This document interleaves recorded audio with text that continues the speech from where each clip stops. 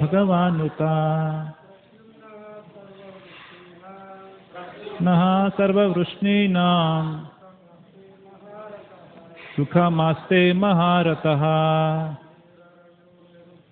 ಗಂಭೀರರಾಯೋನಿರುದ್ಧೋ ತೇ ಭಗವಾನುತಾ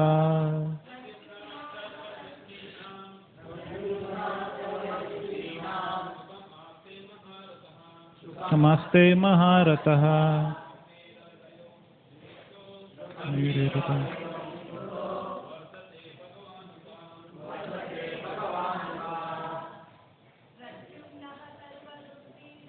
ಪ್ರದ್ಯುಮ್ನಃ ಸರ್ವವೃಷ್ಣೀನಾಂ ಸುಖಮಾಸ್ತೆ ಮಹಾರತಃ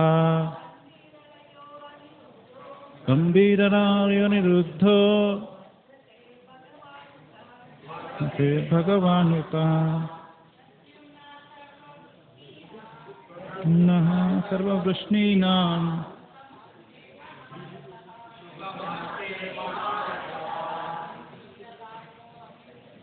ಗಂಭೀರರಾಯೋನಿರುದ್ಧೋ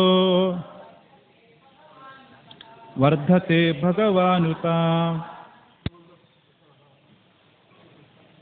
ಹರೇ ಕೃಷ್ಣ. ಅನುವಾದ ಮತ್ತು ಭಾವಾರ್ಥ ಅಭಯಚರಣಾರವಿಂದ ಭಕ್ತಿವೇದಾಂತ ಸ್ವಾಮಿ ಶಿಲ ಪ್ರಭುಪಾದರಿಂದ. ವೃಷ್ಣಿಕುಲಕ್ಕೆ ಸೇರಿದ ಮಹಾರಥಿಯಾದ ಪ್ರದ್ಯುಮ್ನನು ಹೇಗಿದ್ದಾನೆ? ಅವನು ಸುಖವಾಗಿರುವನೇ? ದೇವೋತ್ತಮ ಪರಮಪುರುಷನ ಸ್ವಾಂಶ ವಿಸ್ತರಣೆಯಾದ ಅನಿರುದ್ಧನು ಚೆನ್ನಾಗಿದ್ದಾನೆಯೇ?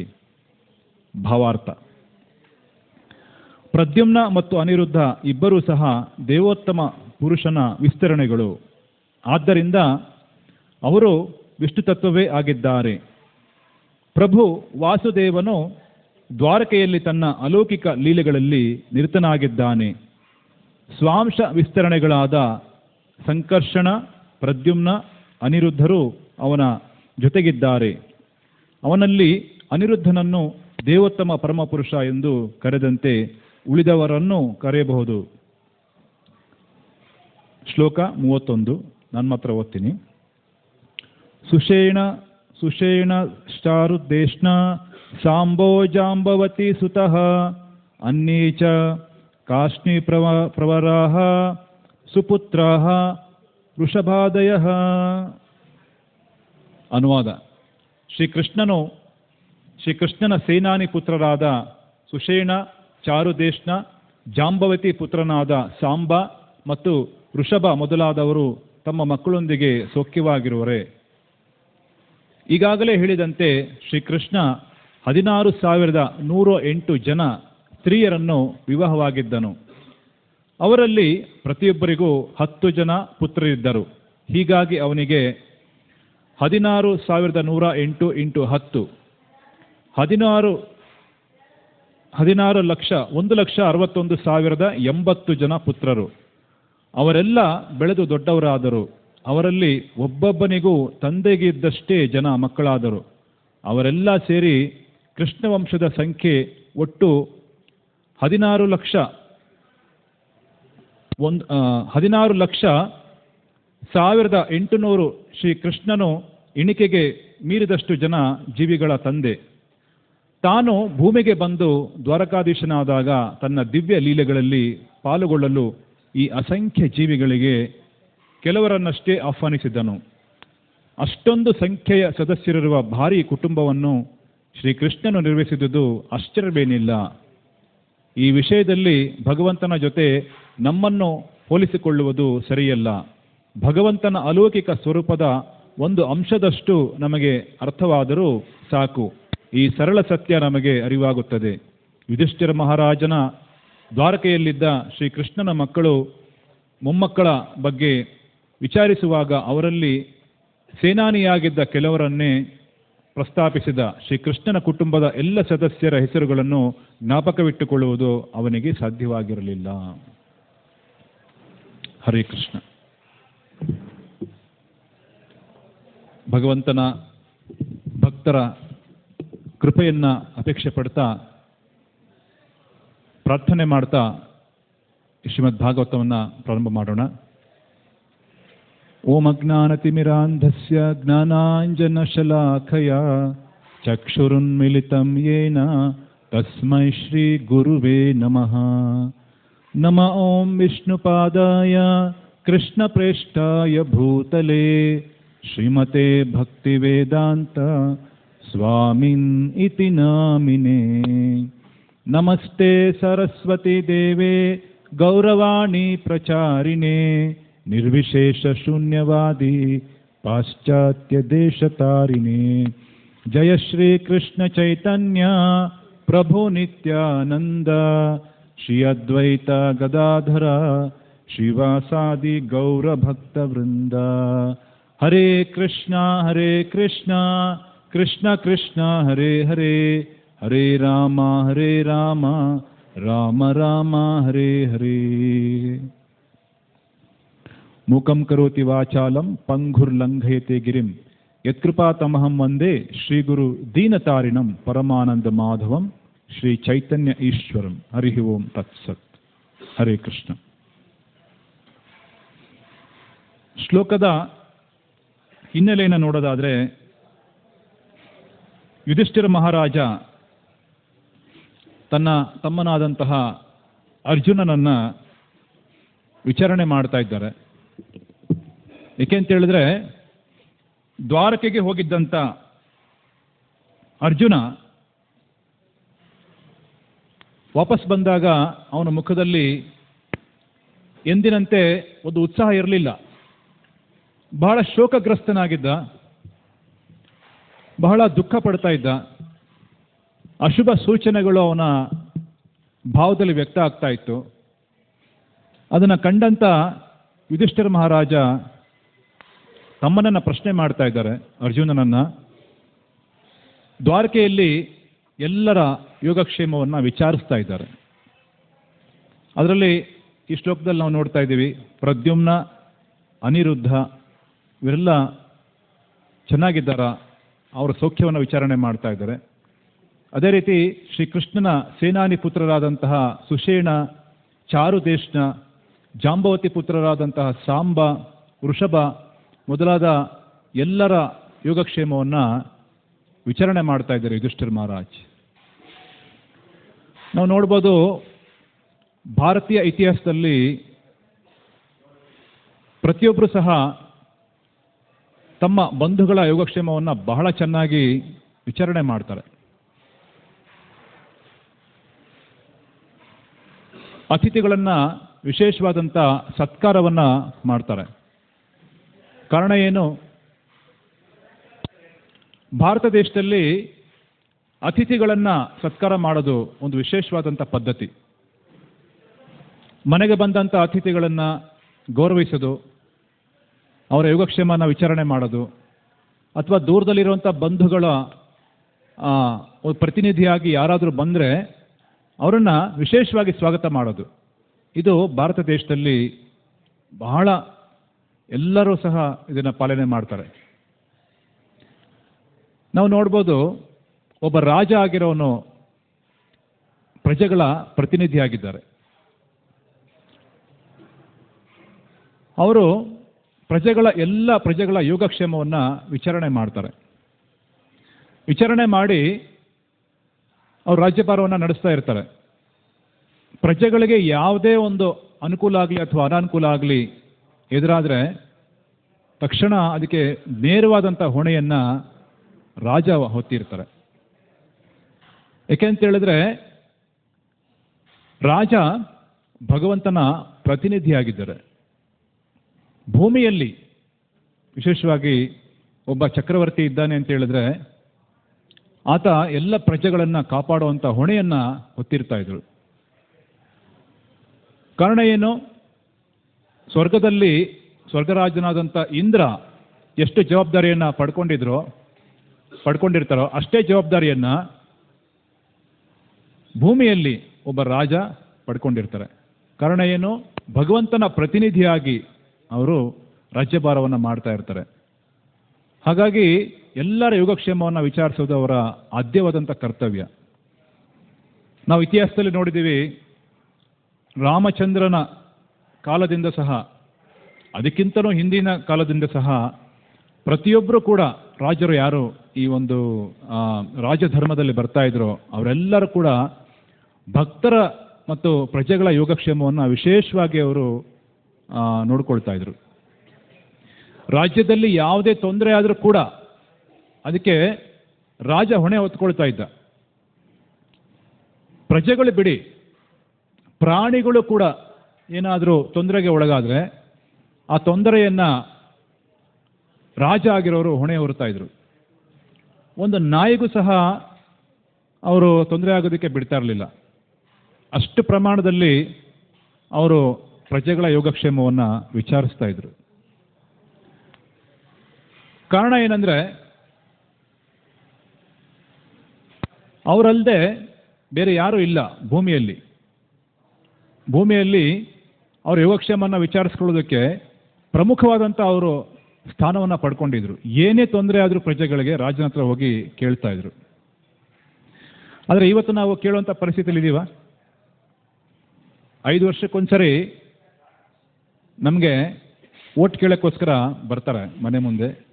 ಪ್ರಜಾಪ್ರಭುತ್ವ ಅಂತ ನಾವು ಏನಿವತ್ತು ನೋಡ್ತಾ ಇದ್ದೀವಿ, ಪ್ರಜೆಗಳೇ ಪ್ರಭುಗಳು, ಪ್ರಜೆಗಳೇ ರಾಜರಂತೆ. ಆದರೆ ನಿಜವಾಗ್ಲೂ ನಾವು ರಾಜರಾಗಿದ್ದೀವ? ಪ್ರಜಾಪ್ರಭುತ್ವದ ಪ್ರಕಾರ ಪ್ರತಿಯೊಬ್ಬರು ರಾಜರಲ್ವಾ? ನಾವು ರಾಜರಾಗಿದ್ದೀವ ಇವತ್ತು? ಆಗಿದ್ದೀವ? ಇಲ್ಲ. ಹಾಗಾದರೆ ನಮ್ಮ ಯೋಗಕ್ಷೇಮವನ್ನು ನಾವೇ ನೋಡ್ಕೋಬೇಕು. ಸಾಧ್ಯನಾ? ಅದು ಸಾಧ್ಯ ಇಲ್ಲ. ಆದರೆ ಆಗಿನ ಸಮಯದಲ್ಲಿ ಎಲ್ಲ ಯೋಗಕ್ಷೇಮವನ್ನು ರಾಜರು ನಿರ್ವಹಣೆ ಮಾಡ್ತಾಯಿದ್ರು.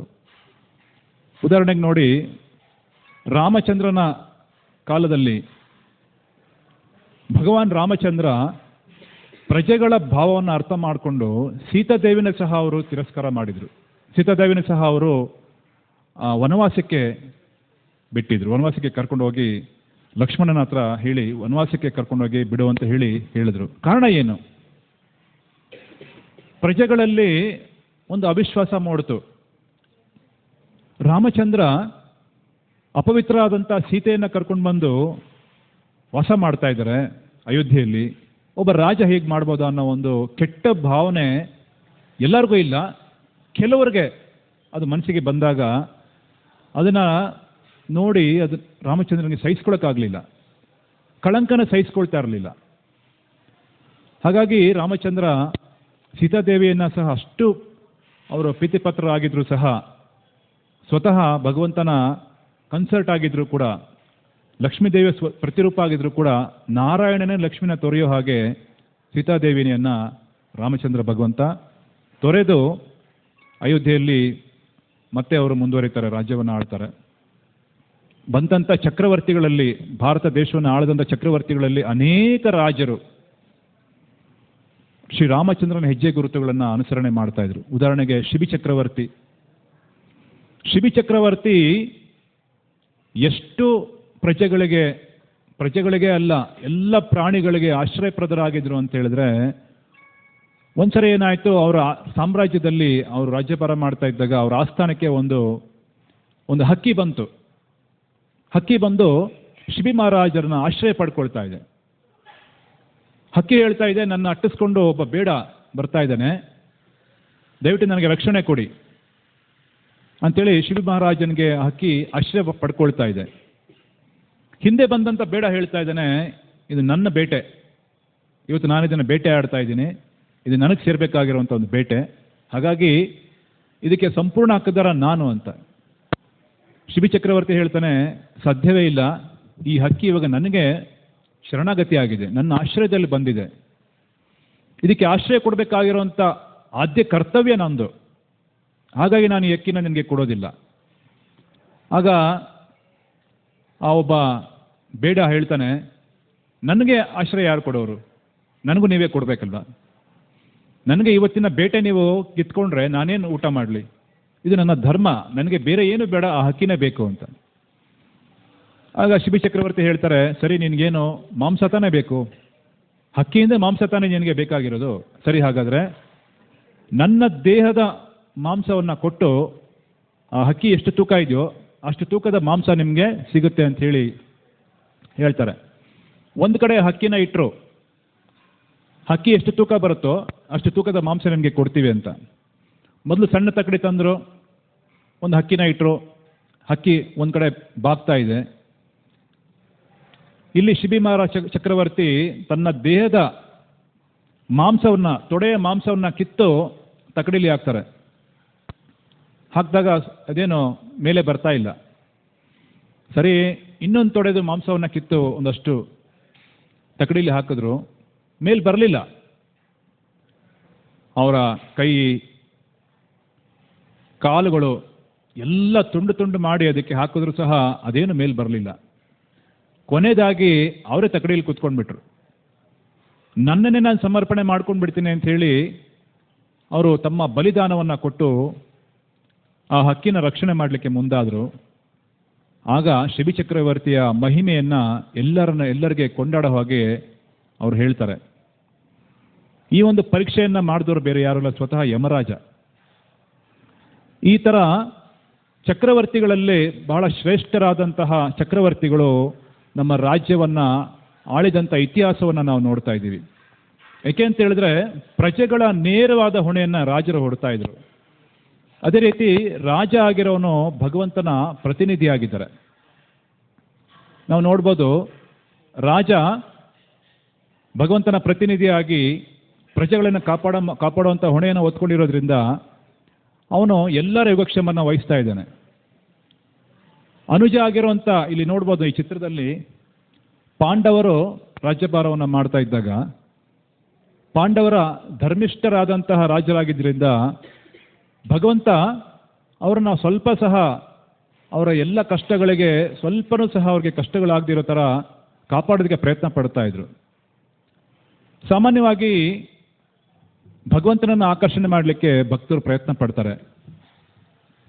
ಭಗವಂತನಿಗೆ ಬಂದು ನಮಸ್ಕಾರ ಮಾಡ್ತಾರೆ, ಭಗವಂತನ ಭಕ್ತಿ ಸೇವೆಯನ್ನು ಮಾಡೋಕ್ಕೆ ಪ್ರಾರಂಭ ಮಾಡ್ತಾರೆ, ಭಗವಂತನ ನಾಮ ಜಪವನ್ನು ಮಾಡಲಿಕ್ಕೆ ಪ್ರಾರಂಭ ಮಾಡ್ತಾರೆ. ಆದರೆ ಭಗವಂತನನ್ನು ಆಕರ್ಷಣೆ ಮಾಡುವಂತಹ ಒಂದು ಗುಣ ಏನು, ಹೇಗೆ ಭಗವಂತ ಆಕರ್ಷಿತರಾಗ್ತಾರೆ ಅನ್ನೋದನ್ನು ನಾವು ನೋಡಿದಾಗ, ಭಗವಂತ ನಾವು ಕೊಡುವಂಥ ಯಾವುದೇ ಕಾಣಿಕೆಯಿಂದ ಆಕರ್ಷಿತರಾಗೋದಿಲ್ಲ. ನಾವೇನೇನೋ ಕಾಣಿಕೆ ಕೊಡ್ಬೋದು, ಅದರಿಂದ ಅವರು ಆಕರ್ಷಿತರಾಗೋದಿಲ್ಲ. ಭಗವಂತನ ಭಕ್ತರ ವಿಶೇಷವಾದಂಥ ಗುಣಗಳಿಂದ ಭಗವಂತ ಆಕರ್ಷಿತರಾಗ್ತಾರೆ. ಅಂಥ ದಿವ್ಯವಾದಂಥ ಗುಣಗಳು ಭಕ್ತರಲ್ಲಿ ಬರುತ್ತೆ. ಹಾಗಾಗಿಯೇ ಭಕ್ತರನ್ನು ಭಗವಂತ ಯಾವತ್ತೂ ತೊರೆಯೋದಿಲ್ಲ ಅಂತ ಹೇಳ್ತಾರೆ. ಉದಾಹರಣೆಗೆ ನಾರದ ಮುನಿಗಳು ಹಸ್ತಿನಾಪುರಕ್ಕೆ ಬಂದು ಯುಧಿಷ್ಠಿರ ಮಹಾರಾಜರನ್ನು ಭೇಟಿ ಮಾಡ್ತಾ ಇದ್ದಾರೆ. ಭೇಟಿ ಮಾಡಿ ಅವರು ಪಾಂಡವರ ಭಾಗ್ಯದ ಬಗ್ಗೆ ಮಾತಾಡ್ತಾ ಇದ್ದಾರೆ. ನೀವು ಎಷ್ಟು ಭಾಗ್ಯವಂತರು, ಎಷ್ಟು ಪುಣ್ಯಶಾಲಿಗಳು, ಭಗವಂತ ಸ್ವತಃ ನಿಮ್ಮ ಮನೆಯಲ್ಲಿ ವಾಸ ಮಾಡ್ತಾ ಇದ್ದಾರೆ. ಯಾವ ದೇವೋತ್ತಮ ಪರಮ ಪುರುಷನನ್ನು ನೋಡೋದಕ್ಕೋಸ್ಕರ, ಅವ್ರನ್ನ ಒಂದು ಕ್ಷಣ ಅವ್ರನ್ನ ದರ್ಶನ ಮಾಡೋಕ್ಕೋಸ್ಕರ ಇಡೀ ಜಗತ್ತಲ್ಲಿ ಎಲ್ಲ ಋಷಿಮುನಿಗಳು, ಭಕ್ತರು, ಸಿದ್ಧ ಪುರುಷರು ಎಲ್ಲರೂ ಸಹ ಪ್ರಯತ್ನ ಪಡ್ತಾ ಇದ್ದಾರೆ. ಒಂದು ಕ್ಷಣ ಅವರ ದರ್ಶನ ಸಿಗಲಿ ಅಂತ, ಒಂದೇ ಒಂದು ಕ್ಷಣ. ಆದರೆ ಅವ್ರ ದರ್ಶನ ಭಾಗ್ಯ ಅವರಿಗೆ ಸಿಗ್ತಾ ಇಲ್ಲ. ಆದರೆ ಅಂಥ ದೇವೋತ್ತಮ ಪರಮ ಪುರುಷ ನಿಮ್ಮ ಮನೆಯಲ್ಲಿ ನಿಮ್ಮ ಜೊತೆ ಓಡಾಡ್ತಾ, ನಿಮ್ಮ ಜೊತೆ ಊಟ ಮಾಡ್ತಾ, ನಿಮ್ಮ ಜೊತೆ ಕಾಲ ಕಳೀತಾ ಇದ್ದಾರೆ, ನಿಮ್ಮ ಜೊತೆ ಹಾಸ್ಯ ಮಾಡ್ತಾ, ನಿಮ್ಮ ಯೋಗಕ್ಷೇಮವನ್ನು ವಿಚಾರಿಸ್ತಾ ನಿಮ್ಮ ಜೊತೆಲೇ ಇದ್ದಾರಲ್ಲ, ನಿಮ್ಮ ಭಾಗ್ಯಕ್ಕೆ ಮಿತಿನೇ ಇಲ್ಲ ಅಂತ ಹೇಳ್ತಾ ಇದ್ದಾರೆ. ನಾರದ ಮುನಿ ಸಹ ಭಗವಂತನ ದರ್ಶನಕ್ಕೆ ಕಾತುರರಾಗಿದ್ದಾರೆ. ಎಲ್ಲ ಲೋಕಗಳಲ್ಲಿ ನಾಮ ಪ್ರಚಾರ ಮಾಡ್ತಾ ಅವ್ರಿಗೂ ಸಹ ಕೆಲವು ಸರಿ ಭಗವಂತನ ದರ್ಶನ ಸಿಗೋದು ಭಾಳ ಕಷ್ಟ ಇದೆ. ಅಂಥ ದರ್ಶನ ನಿಮಗೆ ಸಹಜವಾಗಿ ಸಿಗ್ತಾ ಇದೆ. ನಿಮ್ಮ ಮನೆಯಲ್ಲಿ ಭಗವಂತ ಒಡನಾಟ ಮಾಡ್ತಾ ಇದ್ದಾರಲ್ಲ, ನಿಮ್ಮ ಭಾಗ್ಯದ ಬಗ್ಗೆ ನಾವು ಏನು ಹೇಳೋದು? ಕಾರಣ ಏನಂದರೆ, ನಿಮ್ಮಲ್ಲಿರುವಂಥ ಒಂದು ದಿವ್ಯವಾದಂಥ ಗುಣಗಳು, ಧರ್ಮವನ್ನು ಬಿಡದೆ ಪಾಲನೆ ಮಾಡುವಂಥ ಗುಣ ನಿಮ್ಮಲ್ಲಿದೆ. ಹಾಗಾಗಿ ಭಗವಂತ ನಿಮ್ಮನ್ನು ಬಿಡ್ತಾ ಇಲ್ಲ. ಪಾಂಡವರಲ್ಲಿ ಎಲ್ಲರೂ ಸಹ ಯುಧಿಷ್ಠಿರ ಮಹಾರಾಜಿಂದ ಹಿಡಿದು ಭೀಮಸೇನ, ಅರ್ಜುನ, ನಕುಲ ಸಹದೇವರೆಲ್ಲರೂ ಸಹ ಅಗ್ರಜನಾದಂತಹ, ಅಗ್ರಜ ಅಂತ ಹೇಳಿದ್ರೆ ದೊಡ್ಡವರು, ಅನುಜ ಅಂತ ಹೇಳಿದ್ರೆ ಚಿಕ್ಕವರು. ಅನುಜ ಅಂದರೆ ಅನುಜ, ಅನು ಅಂತ ಹೇಳಿದ್ರೆ ಅನುಸರಣೆ ಮಾಡೋರು. ಯಾವುದನ್ನು ಅನುಸರಣೆ ಮಾಡೋರು? ಧರ್ಮವನ್ನು ಅನುಸರಣೆ ಮಾಡೋರು. ಇದು ಸಾಮಾನ್ಯವಾಗಿ ಒಂದು ಹೆಸರಲ್ಲೂ ಸಹ, ಒಂದು ಸಂಬಂಧದಲ್ಲೂ ಸಹ ನೋಡಿ ಧರ್ಮದ ಮೂಲವನ್ನು ನಮ್ಮ ಗ್ರಂಥಗಳಲ್ಲಿ ಇಟ್ಟಿದ್ದಾರೆ. ಅನುಜ, ಅನುಜ ಅಂದರೆ ಏನು? ಧರ್ಮವನ್ನು ಅನುಸರಣೆ ಮಾಡೋವಂಥವ್ರು. ಯುಧಿಷ್ಠಿರ ಮಹಾರಾಜ ಯಾವ ಧರ್ಮವನ್ನು ಪಾಲನೆ ಮಾಡ್ತಾ ಇದ್ರು ಅದೇ ಧರ್ಮವನ್ನು ಎಲ್ಲ ಅನುಜರು, ಭೀಮಸೇನ, ಅರ್ಜುನ, ನಕುಲ ಸಹದೇವರು ಸಹ ಅನುಸರಣೆ ಮಾಡ್ತಾ ಇದ್ರು. ಅಷ್ಟು ಅವರಲ್ಲಿ ನಂಬಿಕೆ, ವಿಶ್ವಾಸ ಇರ್ತಾ ಇತ್ತು ಧರ್ಮದ ಮೇಲೆ.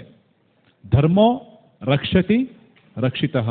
ಯಾರು ಧರ್ಮವನ್ನು ರಕ್ಷಣೆ ಮಾಡ್ತಾರೋ ಅವರನ್ನ ಧರ್ಮ ರಕ್ಷಣೆ ಮಾಡುತ್ತೆ ಅನ್ನೋ ನಂಬಿಕೆಯನ್ನು, ಅಚಲವಾದ ನಂಬಿಕೆಯನ್ನು ಅವರು ಹೊಂದಿದ್ರು. ಹಾಗಾಗಿ ಎಲ್ಲ ಅಣ್ಣ ತಮ್ಮಂದಿರು ಅದೇ ಧರ್ಮವನ್ನು ಪಾಲನೆ ಮಾಡ್ತಾ ಇದ್ರು. ಒಂದ್ಸರಿ ನಕುಲನ ಹತ್ರ ಬರ್ತಾರೆ ಯಾರು? ದುರ್ಯೋಧನ. ಯುದ್ಧ ಇನ್ನೇನು ಪ್ರಾರಂಭ ಆಗಬೇಕಾಗಿತ್ತು, ಯುದ್ಧ ಎಲ್ಲ ಆಯೋಜನೆ ಆಗ್ತಾ ಇತ್ತು, ಬೇರೆ ಮಾರ್ಗ ಇಲ್ಲ. ಇವಾಗ ಸಂಧಿ ಮಾಡುವಂಥ ಎಲ್ಲ ಪ್ರಯತ್ನ ವಿಫಲ ಆಯಿತು, ರಾಜಿ ಆಗಲಿಲ್ಲ. ಇವಾಗ ಯುದ್ಧ ಆಗಲೇಬೇಕು. ದುರ್ಯೋಧನನಿಗೆ ಯುದ್ಧ ಗೆಲ್ಲಲೇಬೇಕು. ಯುದ್ಧ ಗೆಲ್ಲಬೇಕು ಅಂದರೆ ಕೆಲವನ್ನ ವ್ರತಗಳನ್ನು, ನಿಯಮಗಳನ್ನು ಆಚರಣೆ ಮಾಡೋದು ಸಾಮಾನ್ಯ. ಯಾವುದೇ ಕೆಲಸ ಆಗಲಿ ನಾವು ವ್ರತ ನಿಯಮಗಳನ್ನು ಆಚರಣೆ ಮಾಡ್ತೀವಿ, ಫಲಕಾರಿಯಾಗಲಿ ಫಲಪ್ರದ ಆಗಲಿ ಅಂತ ನಾವು ಮಾಡ್ತೀವಿ. ಅದೇ ರೀತಿ ದುರ್ಯೋಧನಿಗೆ ಒಂದು ಯೋಚನೆ ಬಂತು, ನಾನು ಯುದ್ಧ ಗೆಲ್ಲಬೇಕು, ಏನು ಮಾಡಬೇಕು ಇವಾಗ, ಯಾರನ್ನ ಹೋಗಿ ಕೇಳಬೇಕು ಅಂತ. ಆಗ ಕೆಲವರು ಸೂಚನೆ ಕೊಡ್ತಾರೆ, ನಕುಲ ಅವರು ಭವಿಷ್ಯಶಾಸ್ತ್ರದಲ್ಲಿ ಬಹಳ ಪರಿಣಿತಿಯನ್ನು ಹೊಂದಿರುವಂಥವ್ರು, ವ್ರತ ನಿಯಮಗಳನ್ನು ಹೇಳೋದ್ರಲ್ಲಿ ಅವರು ಬಹಳ ಪರಿಣತರು, ನಿಷ್ಣಾತರು ಅಂತ ಹೇಳಿದಾಗ ದುರ್ಯೋಧನ ನಕುಲನ್ನ ಹುಡ್ಕೊಂಡು ಬರ್ತಾರೆ. ನಕುಲ, ದಯಮಾಡಿ ನನಗೆ ಹೇಳು, ಈ ಯುದ್ಧದಲ್ಲಿ ನಾವು ಹೇಗೆ ಜಯ ಗಳಿಸೋದು ಅಂತ. ಯಾರು ಬಂದು ಯಾರ ಹತ್ರ ಕೇಳ್ತಾ ಇದ್ದಾರೆ ನೋಡಿ. ಆಗ ಸಾಮಾನ್ಯವಾಗಿ ನಾವೇನಾದರೂ ಇದ್ದಿದ್ರೆ ಅಂಥ ಪರಿಸ್ಥಿತಿಯಲ್ಲಿ ಏನು ಹೇಳ್ತಾ ಇದ್ವಿ? ಯುದ್ಧ ಗೆಲ್ಲೋದಿರಲಿ, ಯುದ್ಧ ಹೇಗೆ ಚೆನ್ನಾಗಿ ಸೋಲ್ಬೇಕು ಅನ್ನೋದನ್ನ ಹೇಳಿ ಕಳಿಸ್ತಾ ಇದ್ವಿ, ಸಪೋರ್ಟ್ ಮಾಡ್ತಾ ಇರಲಿಲ್ಲ. ಆದರೆ ನಕುಲ ಧರ್ಮಪರಾಯಣ ಆಗಿದ್ರಿಂದ ಶತ್ರು ಸಹ ಬಂದರೂ ಕೂಡ ಅವ್ರಿಗೆ ಯಾವ ನೀತಿಯನ್ನು ಹೇಳಬೇಕು ಅದನ್ನು ಹೇಳಿ ಕಳಿಸ್ತಾ ಇದ್ರು. ಅವ್ರು ಹೇಳ್ತಾರೆ, ನೋಡಿ ಯುದ್ಧ ಗೆಲ್ಲಬೇಕು ಅಂದರೆ ಒಂದು ವ್ರತ ಇದೆ, ಒಂದು ಪೂಜೆ ಇದೆ, ಅದನ್ನು ಕಾಲಬಲಿ ಯಜ್ಞ ಅಂತ ಕರೀತಾರೆ. ಈ ಕಾಲಬಲಿ ಯಜ್ಞವನ್ನು ಅಮಾವಾಸ್ಯೆ ದಿನ ಮಾಡಬೇಕು, ಇದನ್ನು ನೀವು ಮಾಡಿ ಅಂತೇಳಿ ಎಲ್ಲ ವ್ರತದ ನಿಯಮಗಳನ್ನೆಲ್ಲ ಭಾಳ ಚೆನ್ನಾಗಿ ಅವ್ರಿಗೆ ಹೇಳಿಕೊಟ್ಟು ಕಳಿಸ್ತಾರೆ. ಅವ್ರು ಹೇಳಿ ಕಳಿಸೋ ಸಮಯದಲ್ಲಿ ಕೃಷ್ಣ ಬಾಗಿಲಿಗೆ ಎದುರಾಗ್ತಾರೆ. ಆಗ ನೋಡ್ತಾರೆ ದುರ್ಯೋಧನ ಏನು ಬಂದೆ ಅಂತ. ಇಲ್ಲ, ನನಗೆ ಸ್ವಲ್ಪ ಯುದ್ಧ ಗೆಲ್ಲುವಂಥ ಒಂದು ವ್ರತ ಬೇಕಾಗಿತ್ತು, ನಕುಲನ ಹತ್ರ ನಾನು ಕೇಳಿಸ್ಕೊಂಡೆ ಚೆನ್ನಾಗಿ ಅಂತ. ಸರಿ ಆಯಿತು, ಒಳ್ಳೇದಾಗಲಿ ಅಂತೇಳಿ ಹೇಳ್ತಾರೆ. ಮತ್ತೆ ಭಗವಂತ ಕೇಳ್ತಾರೆ ನಕುಲನ್ನ, ಎಲ್ಲ ಹೇಳಿಕೊಟ್ಟ ಚೆನ್ನಾಗಿ, ಒಳ್ಳೇದಾಗಲಿ ಬಿಡು ಅಂತ. ಅಂದರೆ ಭಗವಂತನ ಭಕ್ತರು ನೋಡಿ ಎಷ್ಟು ಸುಹೃದಯಿಗಳಾಗಿದ್ದಾರೆ, ಶತ್ರುಗಳಿಗೆ ಕೂಡ ಅವರು ಕೇಡನ್ನು ಬಯಸೋದಿಲ್ಲ. ಭಗವಂತನಿಗೆ ಇದು ಅವರ ಧರ್ಮಪರಾಯಣತೆ ತೃಪ್ತಿ ಆಯಿತು. ಆದರೆ ಪಾಂಡವರನ್ನು ಅವ್ರು ಯಾಕೆ ಬಿಡ್ತಾರೆ? ಪಾಂಡವರನ್ನ ಎಡೆಬಿಡದೆ ಕಾಯ್ತಾ ಇದ್ರಲ್ವಾ. ಹಾಗಾಗಿ ಅವರೊಂದು ಯೋಜನೆ ಮಾಡಿದ್ರು. ಅಮಾವಾಸ್ಯೆಗಿನ ಹಿಂದಿನ ದಿನ ಅವರು ತರ್ಪಣ ಬಿಡೋಕ್ಕೆ ಪ್ರಾರಂಭ ಮಾಡಿದ್ರು. ಜನ ನೋಡ್ತಾರೆ, ಅಮಾವಾಸ್ಯೆ ನಾಳೆ ಅಲ್ವಾ ಇರೋದು, ಇವತ್ತೇ ಕೃಷ್ಣ ತರ್ಪಣ ಬಿಡ್ತಾ ಇದ್ರಲ್ಲ ಯಾಕೆ? ಎಲ್ಲರಿಗೂ ಆಶ್ಚರ್ಯ ಆಯಿತು. ಒಬ್ಬರಿಂದ ಒಬ್ಬರಿಗೆ ಸುದ್ದಿ ಹರಡಿತು. ಈ ಸುದ್ದಿ ದೇವಲೋಕದವರೆಗೂ ಹೋಯಿತು, ಅಲ್ಲಿ ಸೂರ್ಯಚಂದ್ರರಿಗೂ ಹೋಯಿತು ಈ ಸುದ್ದಿ. ಅವ್ರು ನೋಡ್ತಾರೆ, ಏನಪ್ಪ ಇದು, ಅಮಾವಾಸ್ಯೆ ನಾಳೆ ಅಲ್ವಾ, ಸೂರ್ಯಚಂದ್ರ ಮಾತಾಡ್ಕೊಳ್ತಾ ಇದ್ದಾರೆ, ಅಮಾವಾಸ್ಯೆ ನಾಳೆ ಅಲ್ವಾ, ಕೃಷ್ಣನಿಗೆ ಏನಾದರೂ ಕನ್ಫ್ಯೂಷನ್ ಆಗಿರ್ಬೋದಾ, ಹೋಗಿ ಸರಿ ಮಾಡೋಣ ಅಂತೇಳಿ ಸೂರ್ಯಚಂದ್ರ ಇಬ್ಬರು ಅಲ್ಲಿಗೆ ಬರ್ತಾರೆ. ಕೃಷ್ಣ ತರ್ಪಣ ಕೊಡೋ ಜಾಗದಲ್ಲಿ ಕೃಷ್ಣ ತರ್ಪಣ ಕೊಡ್ತಾ ಇದ್ರು. ತರ್ಪಣ ವಿಧಿ ಎಲ್ಲ ಆಯಿತು. ಆಗ ಕೃಷ್ಣ ಈ ಕಡೆ ಬಂದಾಗ ಸೈಡಿಗೆ ಬಂದು ಕೇಳ್ತಾರೆ ಸೂರ್ಯಚಂದ್ರ ಇಬ್ಬರು, ಅಮಾವಾಸ್ಯೆ ನಾಳೆ ತಾನೆ ಕೃಷ್ಣ, ನಾಳೆ ತಾನೆ ಅಮಾವಾಸ್ಯೆ ಅಂತ. ಆಗ ಕೃಷ್ಣ ಹೇಳ್ತಾರೆ, ಅಮಾವಾಸ್ಯೆ ಸಾಮಾನ್ಯವಾಗಿ ಯಾವಾಗ ಆಗೋದು? ಸೂರ್ಯಚಂದ್ರ ಇಬ್ಬರು ಮಧ್ಯರೇಖೆ, ಒಂದೇ ರೇಖೆಯಲ್ಲಿ ನಿಂತ್ಕೊಂಡಾಗ ಅಮಾವಾಸ್ಯೆ ಆಗುತ್ತೆ. ಸೂರ್ಯಚಂದ್ರ ನೀವಿಬ್ಬರು ಒಂದೇ ಲೈನಲ್ಲಿ ನಿಂತಿದ್ದೀರ, ಇವತ್ತೇ ಅಮಾವಾಸ್ಯೆ. ಸೊ ಆ ದಿನದ ಒಂದು ಪ್ರಭಾವವನ್ನು ಪಾಂಡವರಿಗೆ ಹೇಳ್ತಾರೆ, ನೀವು ಇವತ್ತೇ ಕಾಲಬಲಿ ಯಜ್ಞ ಮಾಡಿ ಅಂತ. ಪಾಂಡವರ ಕೈಯಲ್ಲಿ ಆ ಒಂದು ಅನುಷ್ಠಾನವನ್ನು ಅವತ್ತೇ ಮಾಡಿಸ್ತಾರೆ, ಇವತ್ತೇ ಕಾಲಬಲಿ ಯಜ್ಞ ಮಾಡಿ ಅಂತ. ಭಗವಂತನ ಆಜ್ಞೆಗೆ ಅನುಸಾರವಾಗಿ ಪಾಂಡವರು ಆವತ್ತೇ ಕಾಲಬಲಿ ಯಜ್ಞ ಮಾಡಿದ್ರು. ಆ ಒಂದು ಫಲ ಅವ್ರಿಗೆ ಪ್ರಾಪ್ತಿಯಾಯಿತು. ಆದರೆ ದುರ್ಯೋಧನ ಅಮಾವಾಸ್ಯೆ ದಿನ ಅನುಷ್ಠಾನ ಮಾಡಿದ್ರು, ಆದರೆ ಅವ್ರಿಗೆ ಏನೂ ಫಲ ಸಿಗಲಿಲ್ಲ. ಈ ರೀತಿ ಭಗವಂತ ಯಾರನ್ನ ಇಷ್ಟಪಡ್ತಾರೆ, ಯಾರಿಗೆ ಅವರು ಬಹಳ ಅಚ್ಚುಮೆಚ್ಚಾಗ್ತಾರೆ ಅಂತ ಹೇಳಿದ್ರೆ, ಧರ್ಮವನ್ನು ಎಡೆಬಿಡದೆ ಯಾರು ಪಾಲನೆ ಮಾಡ್ತಾರೋ, ಮತ್ತು ಭಗವಂತನ ಭಕ್ತರ ದಿವ್ಯ ಗುಣಗಳಿಂದ ಭಗವಂತ ಯಾವಾಗಲೂ ಆಕರ್ಷಿತರಾಗ್ತಾರೆ. ಹಾಗಾಗಿ ಕೃಷ್ಣನನ್ನು ಆಕರ್ಷಣೆ ಮಾಡಬೇಕು ಅಂತ ಹೇಳಿದ್ರೆ ಭಗವಂತನ ಭಕ್ತರಿಗೆ ಬಹಳ ಕಷ್ಟ ಏನೂ ಆಗಲ್ಲ. ಕಾರಣ ಏನಂದರೆ ಅವರಂಥ ದಿವ್ಯ ಗುಣಗಳನ್ನು ಪಡ್ಕೊಂಡಿದ್ದಾರೆ. ಶ್ರೀಮದ್ ಭಾಗವತಮಲ್ಲಿ ಸಹ ನಾವು ನೋಡ್ತೀವಿ, ಯಸ್ಯಾಸ್ತಿ ಭಕ್ತಿರ್ ಭಗವತ್ಯ ಕಿಂಚನ ಸರ್ವೈಸ್ತತ್ರ ಸಮಾಸತೆ ಸುರಾಹ ಹರಾವಭಕ್ತಸ್ಯ ಕುತೋ ಮಹದ್ಗುಣಾಃ ಮನೋರಥೇನ ಆಸತೋ ಧಾವತೋ ಬಹಿಃ. ಈ ಶ್ಲೋಕವನ್ನು ಶ್ರೀಮದ್ ಭಾಗವತಮಲ್ಲಿ ನಾವು ನೋಡ್ತೀವಿ. ಅಂದರೆ ಇದರದ್ದು ಮೀನಿಂಗ್ ಭಾಳ ಚೆನ್ನಾಗಿದೆ. ಹರೇ ಕೃಷ್ಣ. ಯಾರಾದರೂ ಓದ್ಬೋದಾ? ಇಂಗ್ಲೀಷಲ್ಲಿ ಕೊಟ್ಟಿದ್ದೀನಿ, ಸ್ವಲ್ಪ ಇಂಗ್ಲೀಷ್ ಬರೋರ್ಗೂ ಅನುಕೂಲ ಆಗಲಿ ಅಂತ.